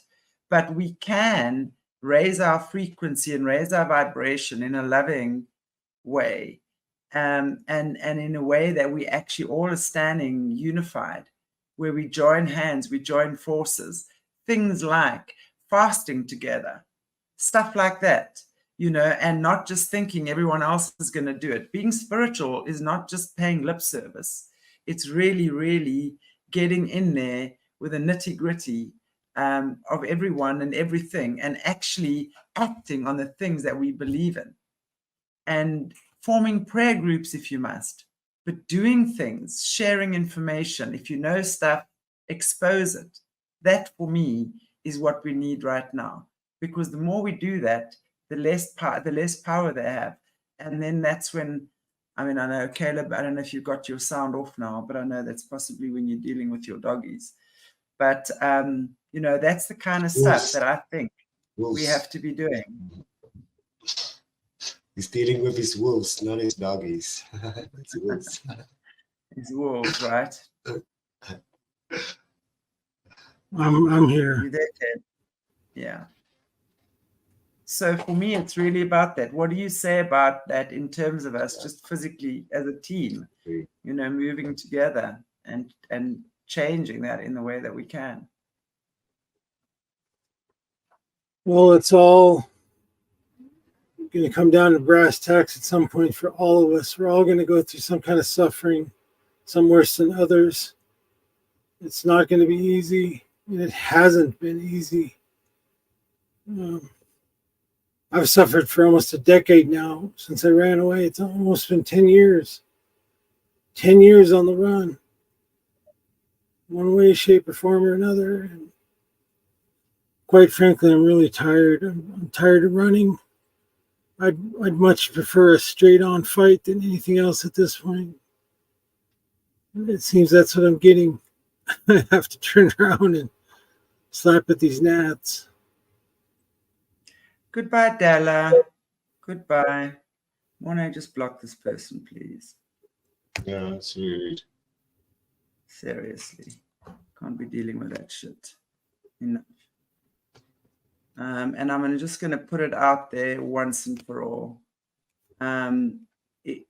If you guys do not like us, what we represent, then please leave. I say that once and for all. And anyone who will judge us because according to you, I'm not Christian enough for you, that tells me a hell of a lot about you. Okay? So I can't be dealing with people like that. We spend a lot of time putting information out there for you and to, I want to say source people like Caleb. I never sourced Caleb. Caleb found me actually, and we've been having off-air conversations for many, many, many months. And if you guys cannot appreciate what we're putting out there, then please leave. We do what we can, and we do what we do from the bottom of our hearts. And people like Caleb sit here because he chooses to sit here, and he chooses to share from this platform. He chooses to not be anywhere else, right? Caleb, can you please just say something about that, if you would? Well, Jesus didn't come to heal the people who weren't sick. He came for the lost. He came for the weak. He came for the ones struggling. He came for the ones who didn't know. If I wanted to be comfortable in a church someplace, I'd have to find a really good church, and I haven't found one yet. I've been rejected every turn and every corner this entire time, pretty much on the run. I'd go to churches and I'd ask them for help. I was turned away. I was turned down. I was told I'd have to go in front of a committee, and it was going to take 6 months to help me. When I was starving today, I was starving. I didn't have any food. What does the Bible say about helping starving people? What does it say about helping homeless people? What does it say about people who are in prison? If you do any of these things to those people, you're doing it to Jesus. And those people dropped the ball and they lost focus. They lost the way. I don't blame them for my predicament, but I do hold accusation against them for not following what they preach, and which they're not practicing what they preach at all. So many lost people in this world that need that help. For a long time, I was one of them. Literally blackballed by this system. I didn't have any way, shape, or form to make any kind of income at all. Nothing. I was living out of garbage cans. I was living out of Little Caesars pizza joints to give you a slice of pizza a day. Even they were willing to help me. A pizza joint. The churches I went to, heck no, they didn't offer nothing to me. So why do I want to bring this message to them when they're not going to listen to me anyway? They've rejected and turned me down at every turn, so I kicked the dust from my shoes at those places and walked on. Walked on. You know, the way I see it, it's not even about where you go to church or not, or whether you read your Bible. I think there's so much falsity in that in itself. I myself have found that to be extremely judgmental in my life. It's about watching people's actions. And that's what you said, you know, it's about watching people's actions. It's about observing who they are and what's in their heart. And if people cannot look beyond their little spectacles and to now expect everyone to look through the same spectacles as what they have, and if that is something that you all got to fit the same mold in order to be accepted and then judged accordingly to what you think then I'm afraid I have a lot of questions about that. It's about who you are. I know what I do. I know who I help. I know the extent I go to make a difference in people's lives. I know the sacrifices I've made to keep this channel going. Rest assured, it'll be very easy for me to shut it down tomorrow and carry on with my life I had before I started this. I can tell you that for sure. It'll be a lot easier, but we choose not to. We choose to bring the information out to you guys out there. And that's really the bottom line. And I can tell you there are so many people on this channel, and there's one lady in particular, you know who you are because I sent you an email message this morning, who, when we do, when we ask for sponsorship and donations for our vets, and I can tell you something, and I'll tell you this now. Who do you think is the veteran that I've been doing sponsorship and donations for? Put your hand up. Who do you think it is? Well, I'll tell you something. He's sitting right here talking to you.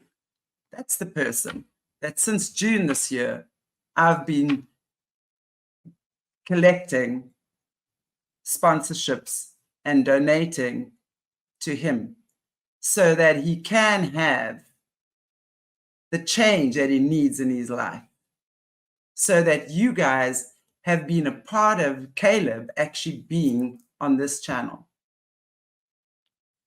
That's the person we've been collecting for. That's the person I've been sitting talking behind the scenes to for the last almost a year. And I'll tell you something else. There are many other survivors I speak to, mahala, free of charge, that I don't charge a cent for, because that's the work I do for God. And then I get insults like that from people. Oh, you're not Christian enough. I really want to say something right now, but I'm trying very hard to be impeccable with my word. I find that offensive. I find it rude. I find it disgusting. And yes, Lisa D, you are so right. Thank you so much. And again, I say thank you to you guys for actually being part of this channel. And I say thank you for the support you give us. And I say thank you to our Patreons who've helped. And the other day I had someone complaining because we're going to be putting certain stuff on the Patreon that Caleb's doing. After I'd explained that it was particularly for copyright issues, because when we're going to be doing decodes on the music and stuff like that,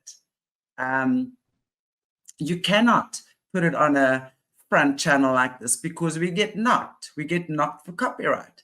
And we've already been slammed down. I mean, we were slammed down, I think, at about 35,000 viewers, whenever it was.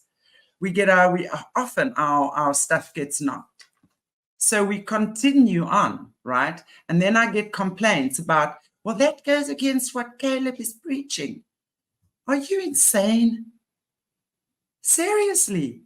You can't do $1 a month on Patreon?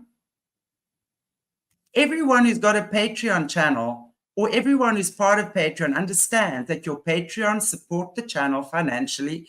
We have some Patreons who start at $5 and some of them at $50. And they really form the nuts and the bolts of this channel, right?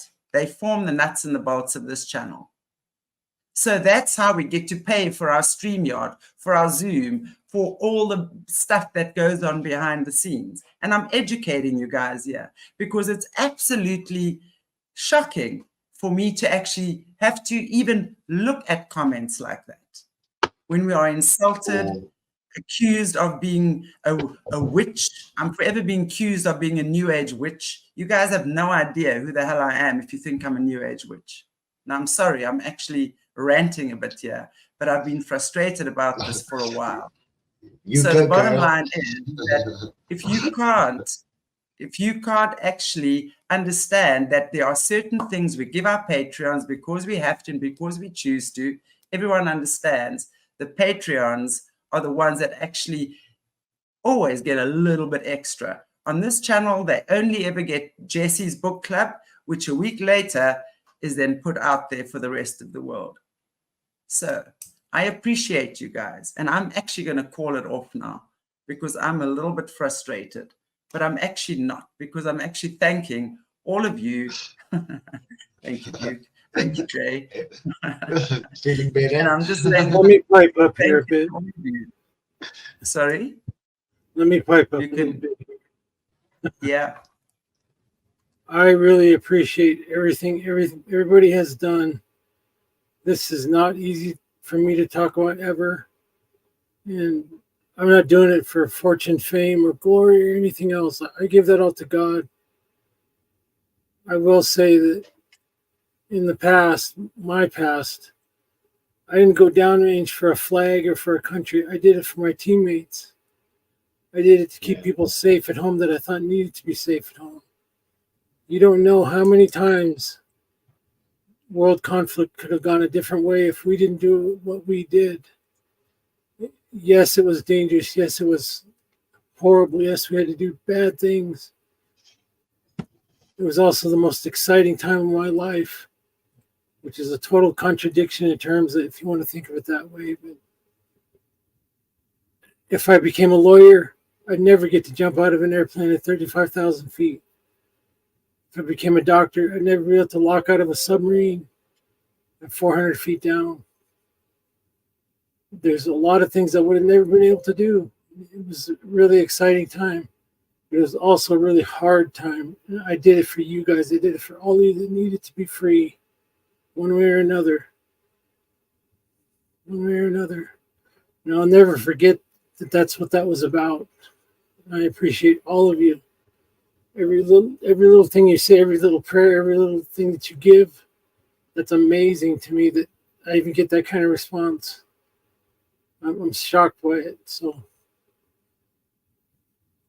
I want you to know that. Absolutely. And it's been amazing to actually have you here. And I know that each and every one of our viewers has appreciated who you are and the information you put out there. So thank you. Yes, Duke, watch this space. Watch this space. What unrolling. Absolutely. Well, I'm not sure, Caleb, is there anything else you'd like to say after I've had my little rant for today? If there's anything you'd like to say before we end off in prayer.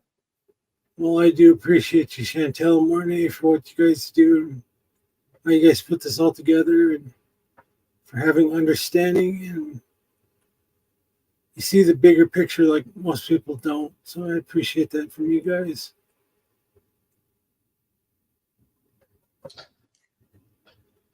We appreciate you too for seeing the bigger picture, like a lot of other people don't as well. Right. And I have to say, we have like Kerry Saint, who's one of our, she's always here. You always there, Kerry, who's our wonderful Australia, I want to call you our Australia correspondent, but the advocate for the adoptees. And, you know, as a healer, I have to tell you, I'm a healer in my heart. I've always been that. I always will be that. No one has taught to me what I know. I was born with the knowledge, and I've just grown with it as I've gotten older. And, you know, for me, over the past 3 years, it's about taking the channel in a direction where we can educate people about everything. So when you look at Kerry Saint, who's an advocate for the adoptees, you look at Alice Parola, who's suffered from her borderline personality and is very open about that. When we speak to people like Jesse Zaberta, oh, the lights have just come on. When we speak to people like Jesse Zaberta, who's been trained another in hour. the most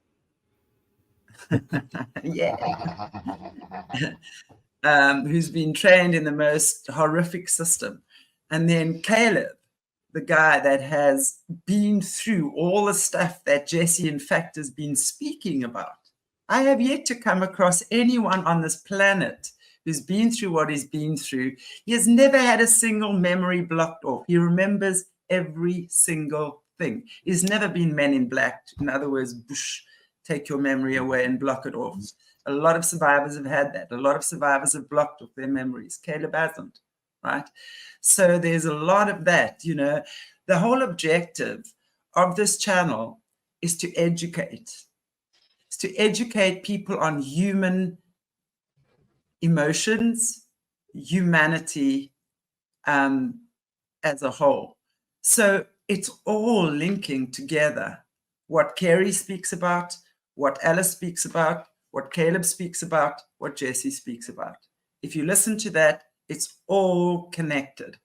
And I so wish you guys will listen to each and every one of those people, not for any other reason, but to understand how through trauma in the womb, adoption, right? The adoption and the stolen children, how that affects the mental health of people, and how that then translates into adults who, like we're looking at Caleb, who's been through stuff like that, who's had the worst kind of PTSD, who's had the worst kind of traumas in the system. And then it helps us understand how, as human beings, you know, even you may not be adopted. You might not have borderline personality disorder. You might not have been to the military and had these atrocious things happen to you. But as a fellow human being on this planet right now, it's your duty to know and understand that, because we are all in this together. We are all joining for arms, hands, and standing up together for each other. I consider myself hugely privileged. I came from a family. My parents were married for 56 years before my father passed away. I'm one of 6. My siblings irritated me because they didn't understand me. I was gifted and they teased me. That's probably the worst thing that I can say, you know. And that is why I do what I do, because I consider myself gifted, that I have not gone through that, and that I really want to be here and create a platform for people who have been through that, who've never had a voice, who've never been told, I believe you, who've never been given the respect of being told, I believe you, and have empathy and compassion for each other. This is why we're here. This is why we're here. I get so many messages. I get so many people reaching out. And this is why I have the Overcomers channel, which is where people, I don't care if you've been a super soldier, right? Or if you haven't been in the system, whatever. By the mere fact that you've had trauma in your life and you are willing to speak about it, is healing, A, for you, and B, for those around you. Because when you do it, it gives others permission to do it as well. And when we all feel like we can be heard, one of the greatest things I've said, what I've understood in my career as a healer, is that there's one simple thing. People need to be heard. And when we can hear each other, then we're healing each other. We don't have to be trained by the best universities. In fact, I would run away from that. Healing is something that comes from your heart. It's a feeling you do because you choose to do it, because you love it, because you love animals, you love humans, you love each other, you want to do it. It's something you are born with. So that's why we are here. That's why we do what we do. And honestly, to get back to my original rant, if you don't think I'm Christian enough for you, please, goodbye. You know, it's all about the micro. It's micro and the macro. You know, it's like every trauma, even if it's just your personal trauma, we can't, and then we get the SRA. You know, the same physics is involved. You know, it's all abuse. It's all abandonment. It's all. So even if yours is just like in your own home, or it's on like the satanic stuff, at the end of the day, it's the same stuff. It's just, even if it's a micro or macro. So if we get over it, I mean, and Chantal, just to back you up with these questions right now, you guys, I met Chantal. My life was falling apart, and I went on my knees and I prayed to Jesus, and I'm like, Jesus, I need somebody in my life, but not a doctor and not a priester. And 2 weeks after I prayed on my knees, I met Chantal, and 13 years later, trust me, she knows what she's talking about. My life was going to hell in a handbasket, and I asked God for direction of where to turn. I sent out some emails, and Chantal was the one that answered. So yeah, exactly. Yeah, me too. That's the same. I mean, my teeth were falling out. My relationships was terrible. I had like corporate work, which was stressful. And I was just on my knees. And I was like, Jesus, sorry. It's like, I need your help right now. I need some. I mean, exactly 2 weeks after I made that prayer, Chantal arrived in Namibia. And she's helped me get back closer to Jesus and everything. So you guys don't know anything. Well, thank you. There's so much more to what God is and to what love is. And people don't understand this. There's so much more to darkness even. And we're so easy onto darkness, judging darkness and everything. We don't see it. We don't see God's plan because we're so afraid of our own freaking ways and everything. And we're all judging and throwing stones and trying to be all holier than the other one instead of just listening and seeing. I mean, it's really silly sometimes. It's like, really? But anyways, we push through it. Focus on what you need to do. Yeah. So indeed. What I can safely say is, at the risk of trying to out bad everybody's bad, which sounds ridiculous, but I've been told that before. I know exactly what you're going through on some level, somewhere. I've suffered it. I've been physically tortured. I've been spiritually tortured. I've been emotionally tortured. I've been beaten. I've been shot. I've been stabbed. I've been hit by a car, bit by a dog, bit by a snake. There's all kinds of things that I've lived through. And I'm here. I'm still living. I'm still surviving. And I'm still going to tell the story. I don't give a damn what the enemy thinks. I hold that up in front of his face and say, look, your secrets are going to be exposed. And I don't care what you think about it or what you do. I'm not doing this for accolades or anything else. I'm doing it for the people. Bringing it to the people, for the people, and as part of the people. That's what Jesus did. That's my examples. He went to the people. He didn't go to the churches. He went to the people. Absolutely. And he sat with sinners. In fact, that was his favorite place to be, was to sit with sinners. And I mean, who are we to judge what sinners are, right? Exactly. Just people and talking, and we've all got our struggles. I'm far from perfect. Anyone who knows me well knows that. Far from perfect. But I will always acknowledge when I've made mistakes, and I will always try and fix them. And if there's something in me that I know is not right, rest assured, I will do the inner work to find what I need to do in order to get the healing I need. And then when that's done, I love to pass it on to others. I love that. And I want to just try to point out what Jesus did himself. Mm-hmm. He went in there and threw the money grubbers out of the temple with a whip in his hand. He didn't hang out with the Sanhedrin or the Pharisees unless it was to prove a point with them. He was with the sick. He was with the lepers. You know anything about leprosy? That's a terrible disease to be involved with, because you can get it caught. You can catch it. And it's a horrible way to go out. He was right there with them, and he was with the people that couldn't walk, the deaf, the blind. That's where I want to be. I don't want to be with the people who wear the beautiful clothes, and I got some things I have to hold my tongue on with too about them. And I'm not judging them. I'm just reflecting back to them what they've shown me. I'm a horrible mirror to look at because you'll see yourself in a bad way. And I won't be hesitating to show it to you if I have to. That's what Jesus did himself, as he was with the people all the time. And that's where my heart is. That's why I took the steps I did to come here and to tell you what I do tell you.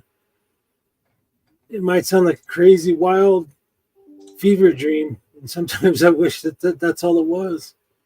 But it's not. This is a reality, and this is what I'm going to do. So you guys can be blessed with information and knowledge, and you're not surprised by anything that comes up. And yes, it's tough. It's hard. Man, we got each other. We're all in this together. We're all in this together. That's super important to remember. Yeah. Looks like Chantel dropped out again. Okay, so I'm good. Thank you, Joyful Janine. Something. Am I also hanging? You're kind of, but not that bad, so you're still here. Okay. Okay. Ah, there you go. There she goes. Yeah. Wow. You see, it's people like want one platform for one thing. It has to be focused in one direction.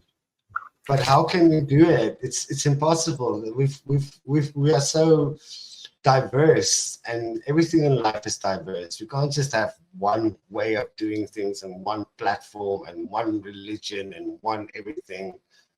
It really, there's so many facets, and every person is different. So that's what I love about our platform. We attract so many different people on this platform, all kinds of people, and we just find common ground where we all can just talk about how it feels to be human, because that's what we're here. We're here to be human.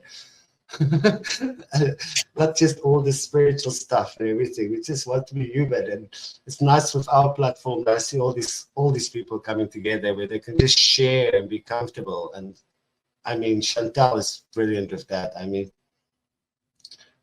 and yeah, so all these other people just if they don't want to, they just go away.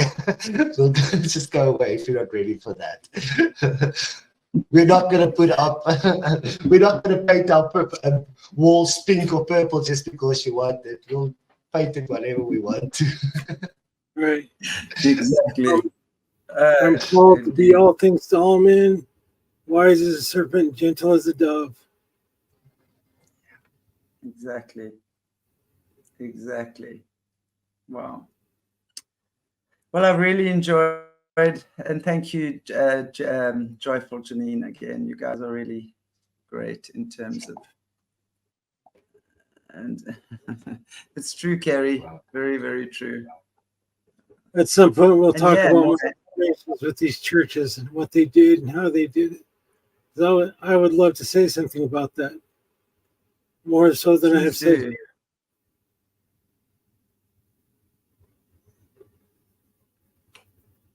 I'd love you to share that, actually. Can you?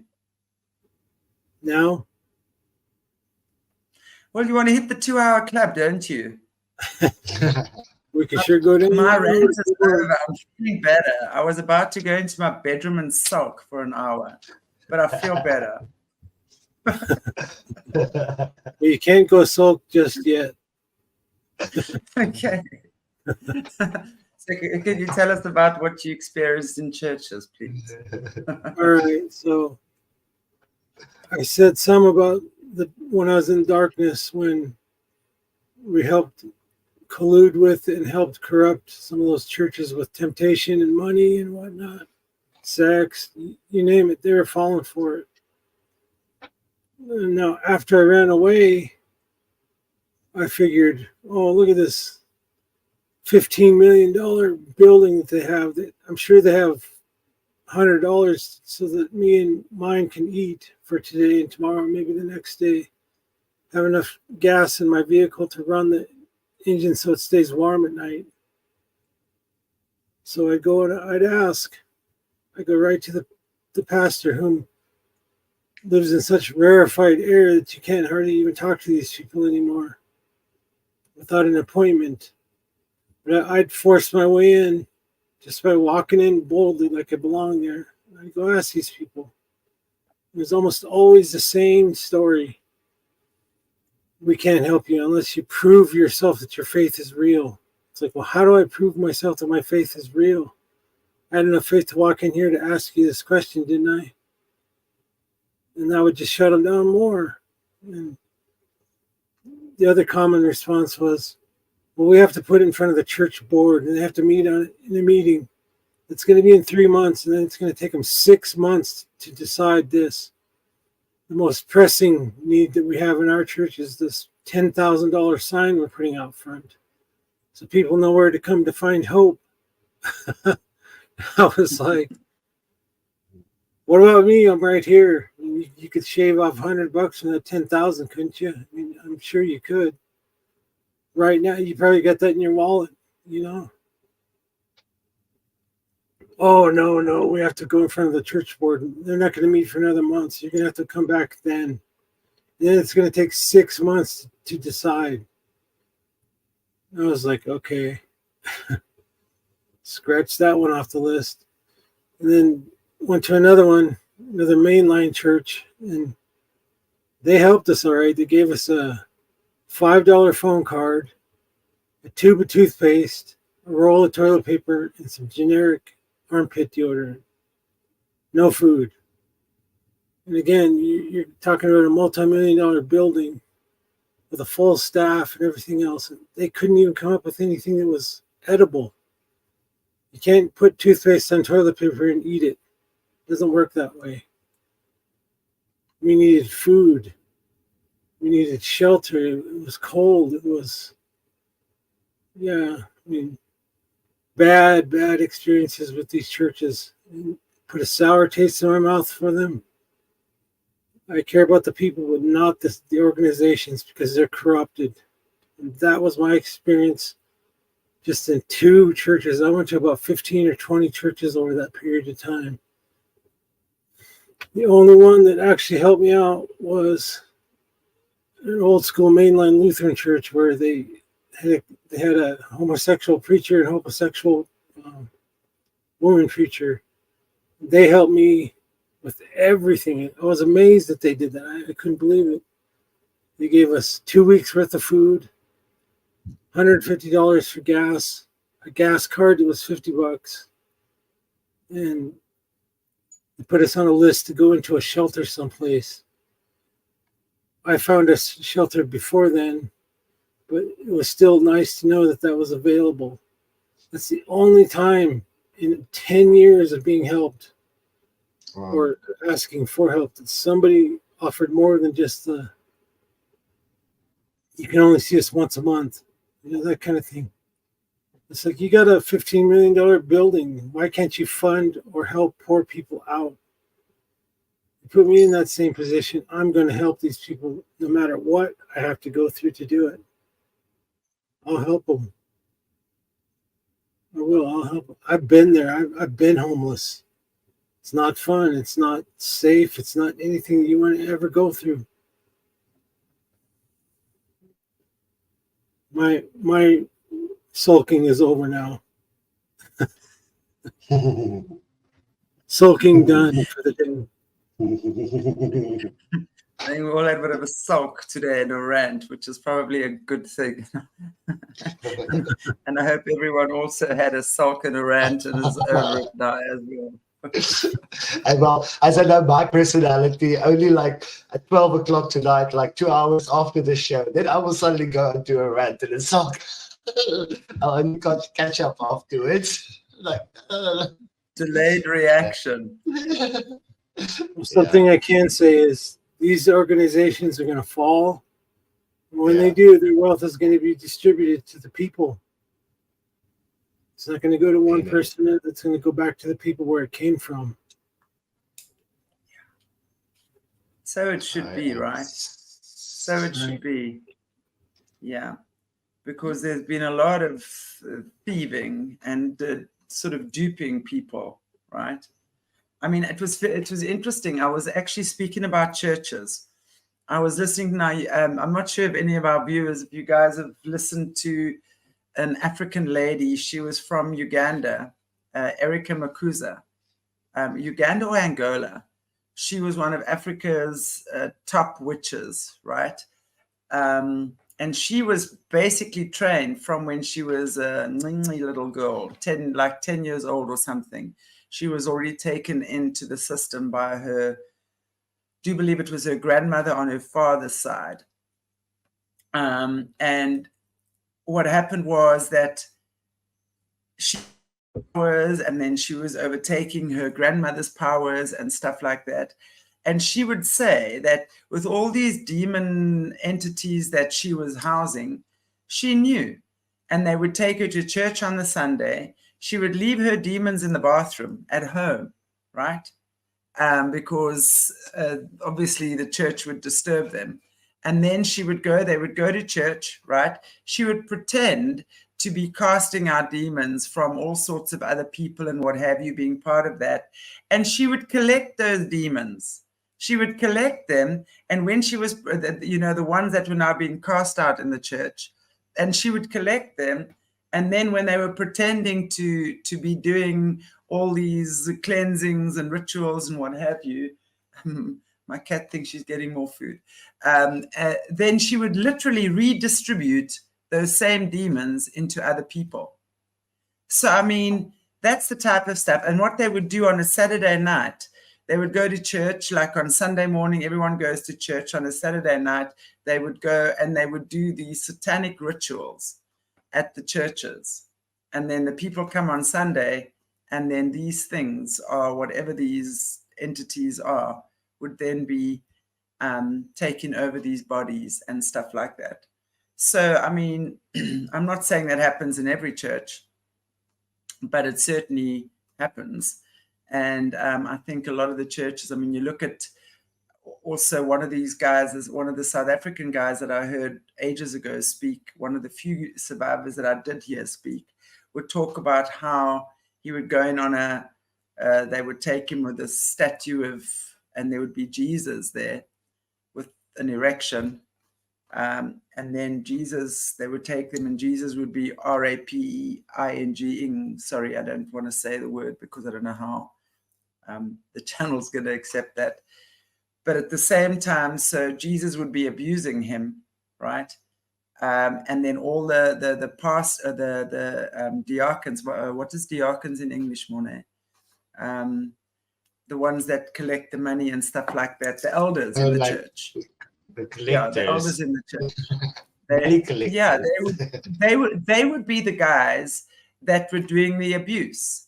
So he would then go into church on a Sunday, and all the guys that be abusing him were the ones that were collecting the money and doing all the collections.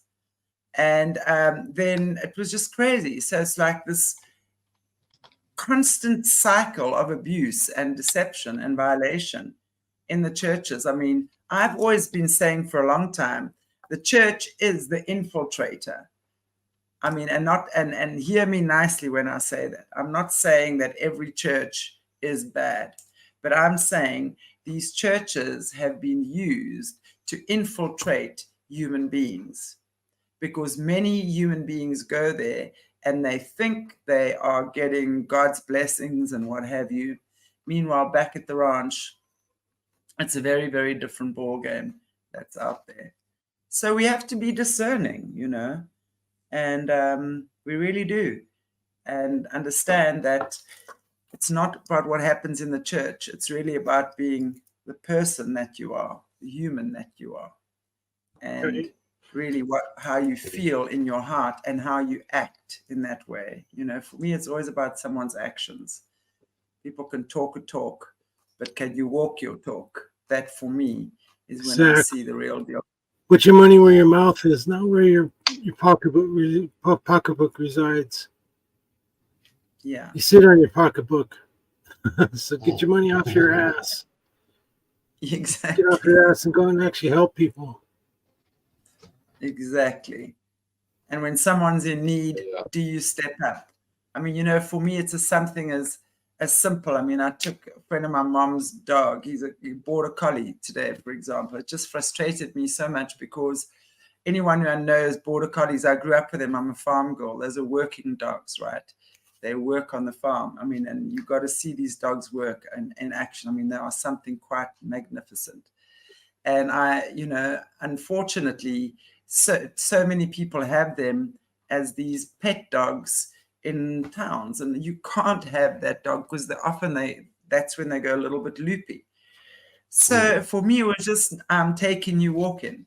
And it was just such a great thing to take this dog walking. He loves the water.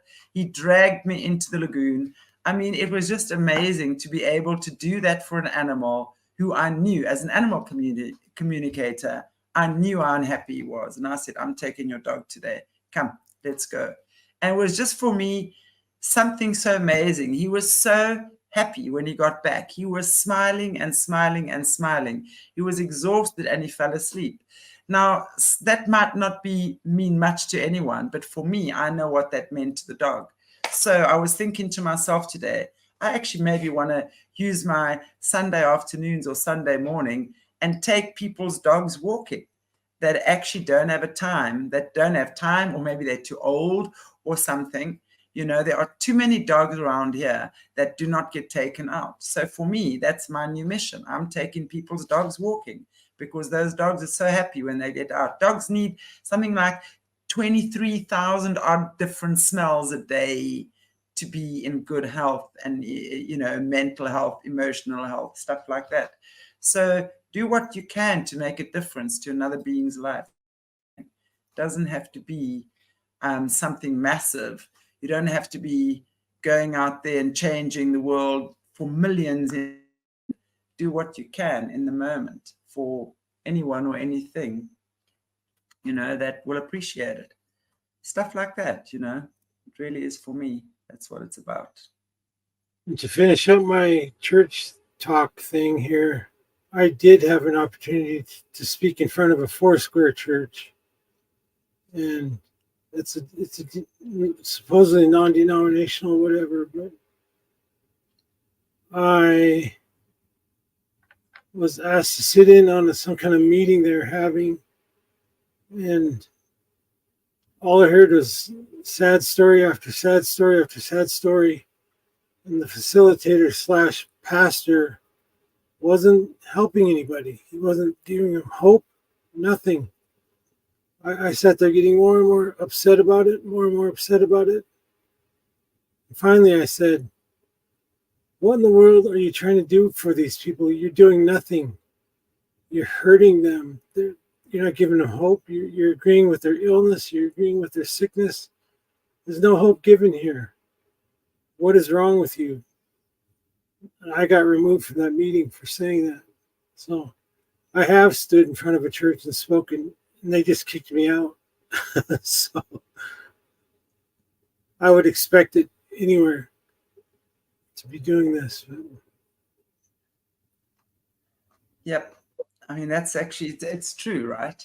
I mean, isn't it interesting that, as you say, you give people hope, and the ones that are trying to suppress are actually the ones that don't like that kind of stuff.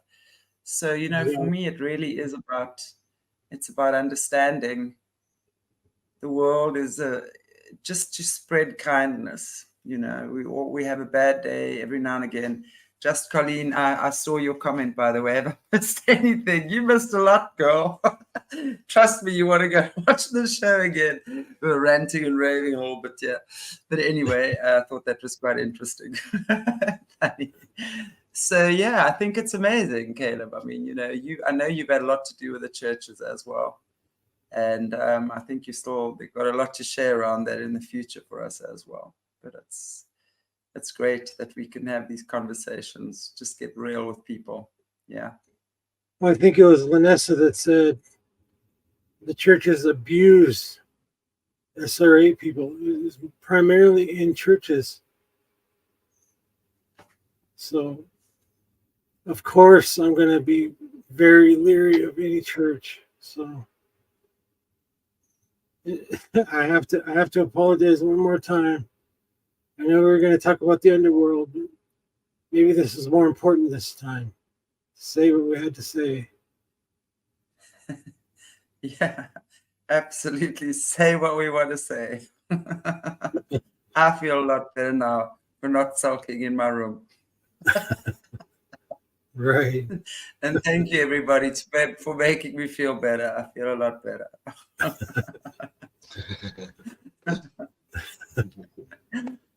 Yay. Well, is there anything else you'd like to bring up? I know we haven't quite hit the 2-hour club, but who knows? Is there anything else you want to bring up, Mornay, Caleb? Anyone, any of our viewers as well? Pick a subject, somebody. Okay. Pick a subject, someone, that you want to bring up. Let's just see what's Floor is coming up open. there. Let's see what pops up. That's actually very, Jan, you've got a very, very, very, I may explain, Kerry, I may explain why that happened in my next interview, Caleb. Okay, cool. Yeah, Kerry, I look forward to that. Jan, churches tend to not believe those who tell about SRA. That's actually quite interesting as well, because I think that churches invariably are involved with SRA, right? Caleb, what do you know about SRA in churches? Yeah, it's runs very deep, and it's, from my own personal experience, it was a horrible experience. And the 3 witches that began to abuse me were all church members in good standing. Their husbands were deacons, ushers, bishops, that kind of thing. They're also involved in the system. They're lawyers, doctors, judges. So that's been my experience with that. Now we know why. Right.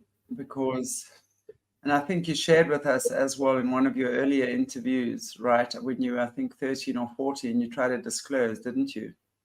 Yep, I did.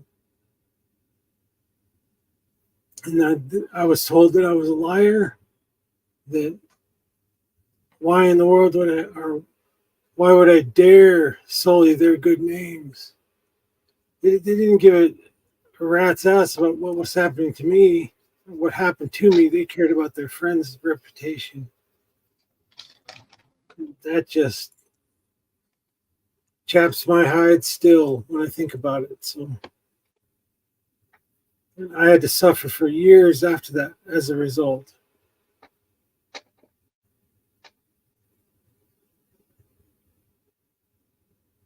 It's just The energy being stolen by witches in the church. That was kind of the discussion with the soul gems and how they do that. I haven't explained that fully, but we'll get there. Believe me, we will. Yeah. But energy transference and how to capture that energy, all those kinds of things. They do it there, for sure.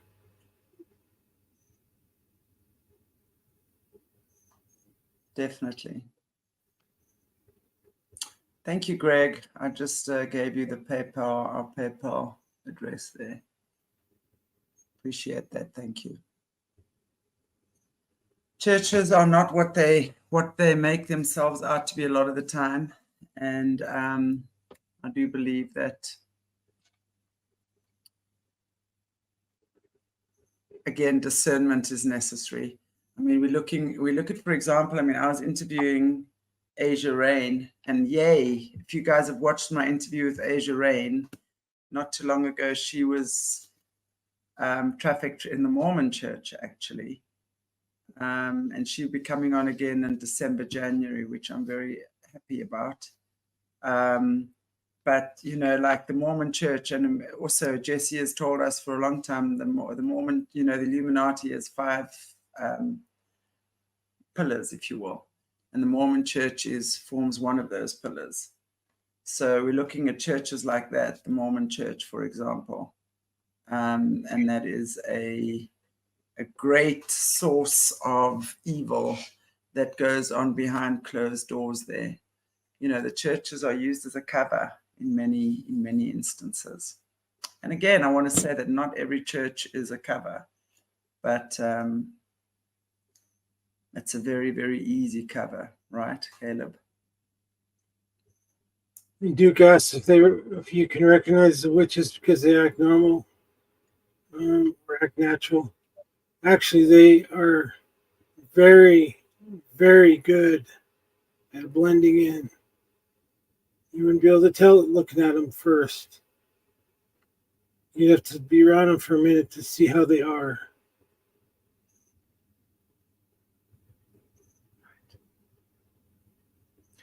If you could describe to us, I mean, just on that note, how they blend in. How would you describe the witches that were your abusers? Were they all fancy dressed? Were they just normal? I mean, I know, for example, if you look at Jessie's proctor, her grandmother, my gosh, you would never in a million years imagine that this old lady was doing the stuff she did. The most unassuming looking old lady ever. But I mean, how would you describe your abusers from that perspective, Caleb? It's about the same. Very unassuming, wealthy, of course. Somehow wealth has a lot to do with that. Well-to-do, well-established, deeply entrenched into the system. Always a part of every social function somehow. Those kinds of things. So it wasn't the pointy hat, green-faced Wizard of Oz witch that you think about. It wasn't that at all. Actually, really nice people if you just talk to them on the surface. Really nice people. So.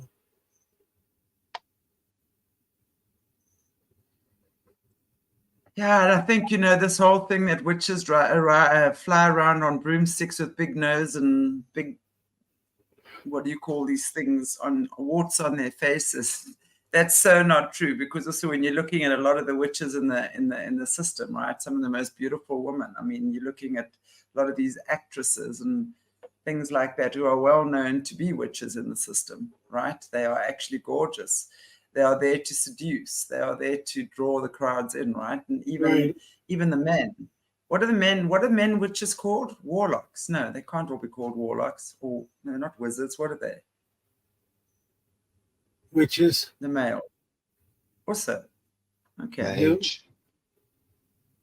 A warlock is a witch slave. It's a term of derision, actually. So. Right. Okay. Yeah. So I mean, that, and it's true. They will use them to seduce, right? They actually. I mean, which on a broomstick with great big warts on her face is going to seduce a young girl to use her cosmetics or whatever it might be, right? Not going to work that way. So let's be clever, yeah, right? So as far as really attacking Christians, when I was in that darkness, like I said previously, I was able to almost smell your sin, your imperfection. I could see it and almost smell it.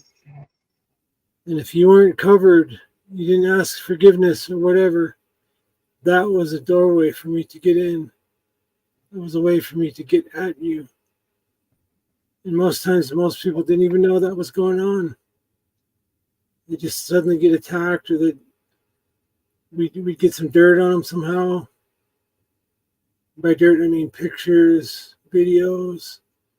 You'd find people's price point. Everybody has a price point. And that's how that was done. Another thing we do is we cast bind runes. We cast bind runes that we could put on them personally, their items, where they walk. Every time they walked over them, they would activate that bind rune. And it would, again, open a doorway for us. Wow. I know you were born with lots of spiritual gifts, and if I'm not mistaken, was that one the one you're talking about now, literally smelling or seeing that in people? For me as a kid, it was hard. It's like if someone was talking to me, I knew they were lying. And I would say, but why are they lying?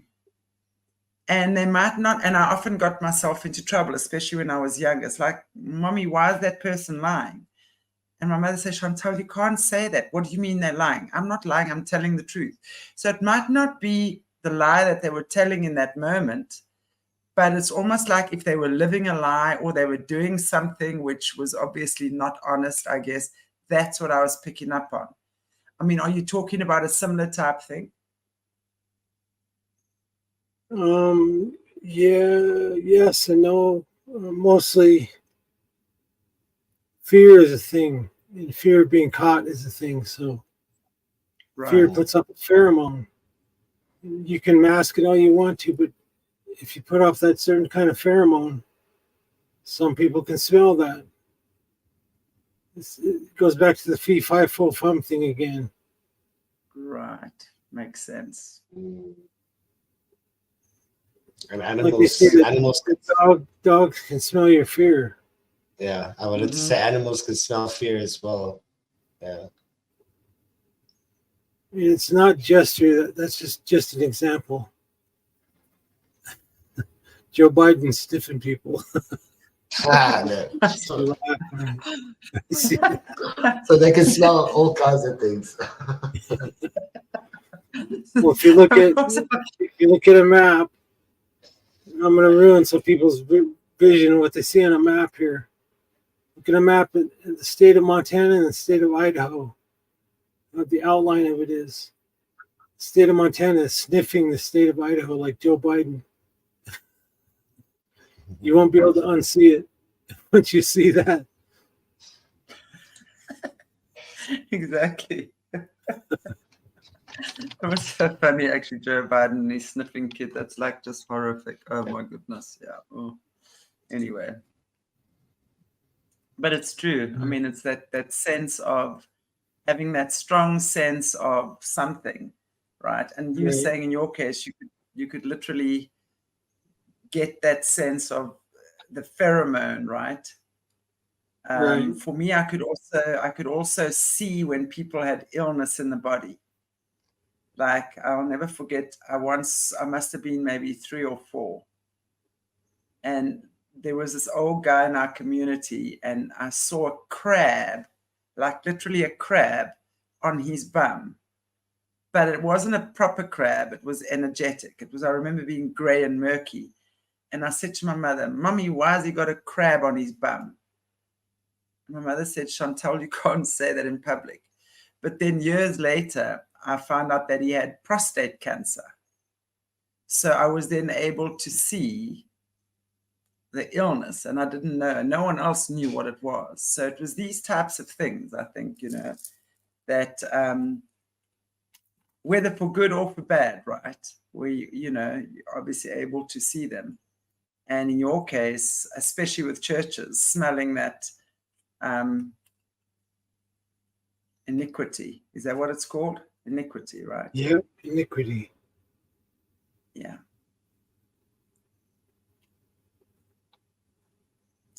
Yeah. Well, I don't think I want to make it to the 2-hour mark here, so I didn't get much sleep last night. I think we've had a great conversation, and I want to just say to everyone, thank you. We're going to do this again. I was actually speaking to Caleb a little bit before the show, and just to actually just sit down and have like some nice conversations like this, questions and answers, and actually expanding on the different questions and things that people have. And we'll do this regularly. So thank you, guys. Really, really appreciate you being here. And for loving me through my rant. It's nice to know that everyone is so supportive out there. I appreciate you. Really, I do. Caleb, unless there's something you want to say, and Mona, if there's something you want to say as well, obviously, before we end off. And Caleb, you can end for us in prayer then. Well, I appreciate all of you, and there's a lot to talk about, a lot to discuss. And at some point, there's going to be some exciting meetings in the future with well-known people. I'm not going to say who, but you'll see it. And stuff in the pipeline coming down. Just be ready. And again, I ask you to pray that these attacks are mitigated at the very least, if not outright prevented. Some physical ailments. And again, I thank you for supporting this veteran. I really appreciate it.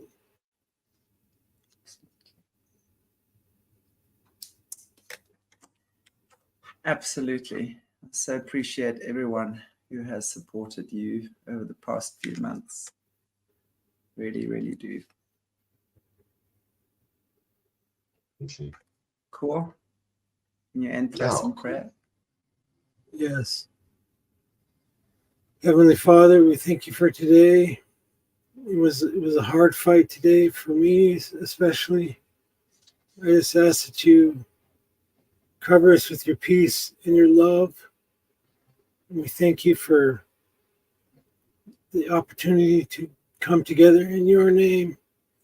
You're amongst us. You hear us. You listen to us. You honor our faith and our prayers. And I just want you to know that I love you for that. And I thank you for that. I ask you to forgive me for my imperfections and the dumb things that I do. Help me to forgive others as you would do. Help me to see others the way that you do so that I can help, not hinder.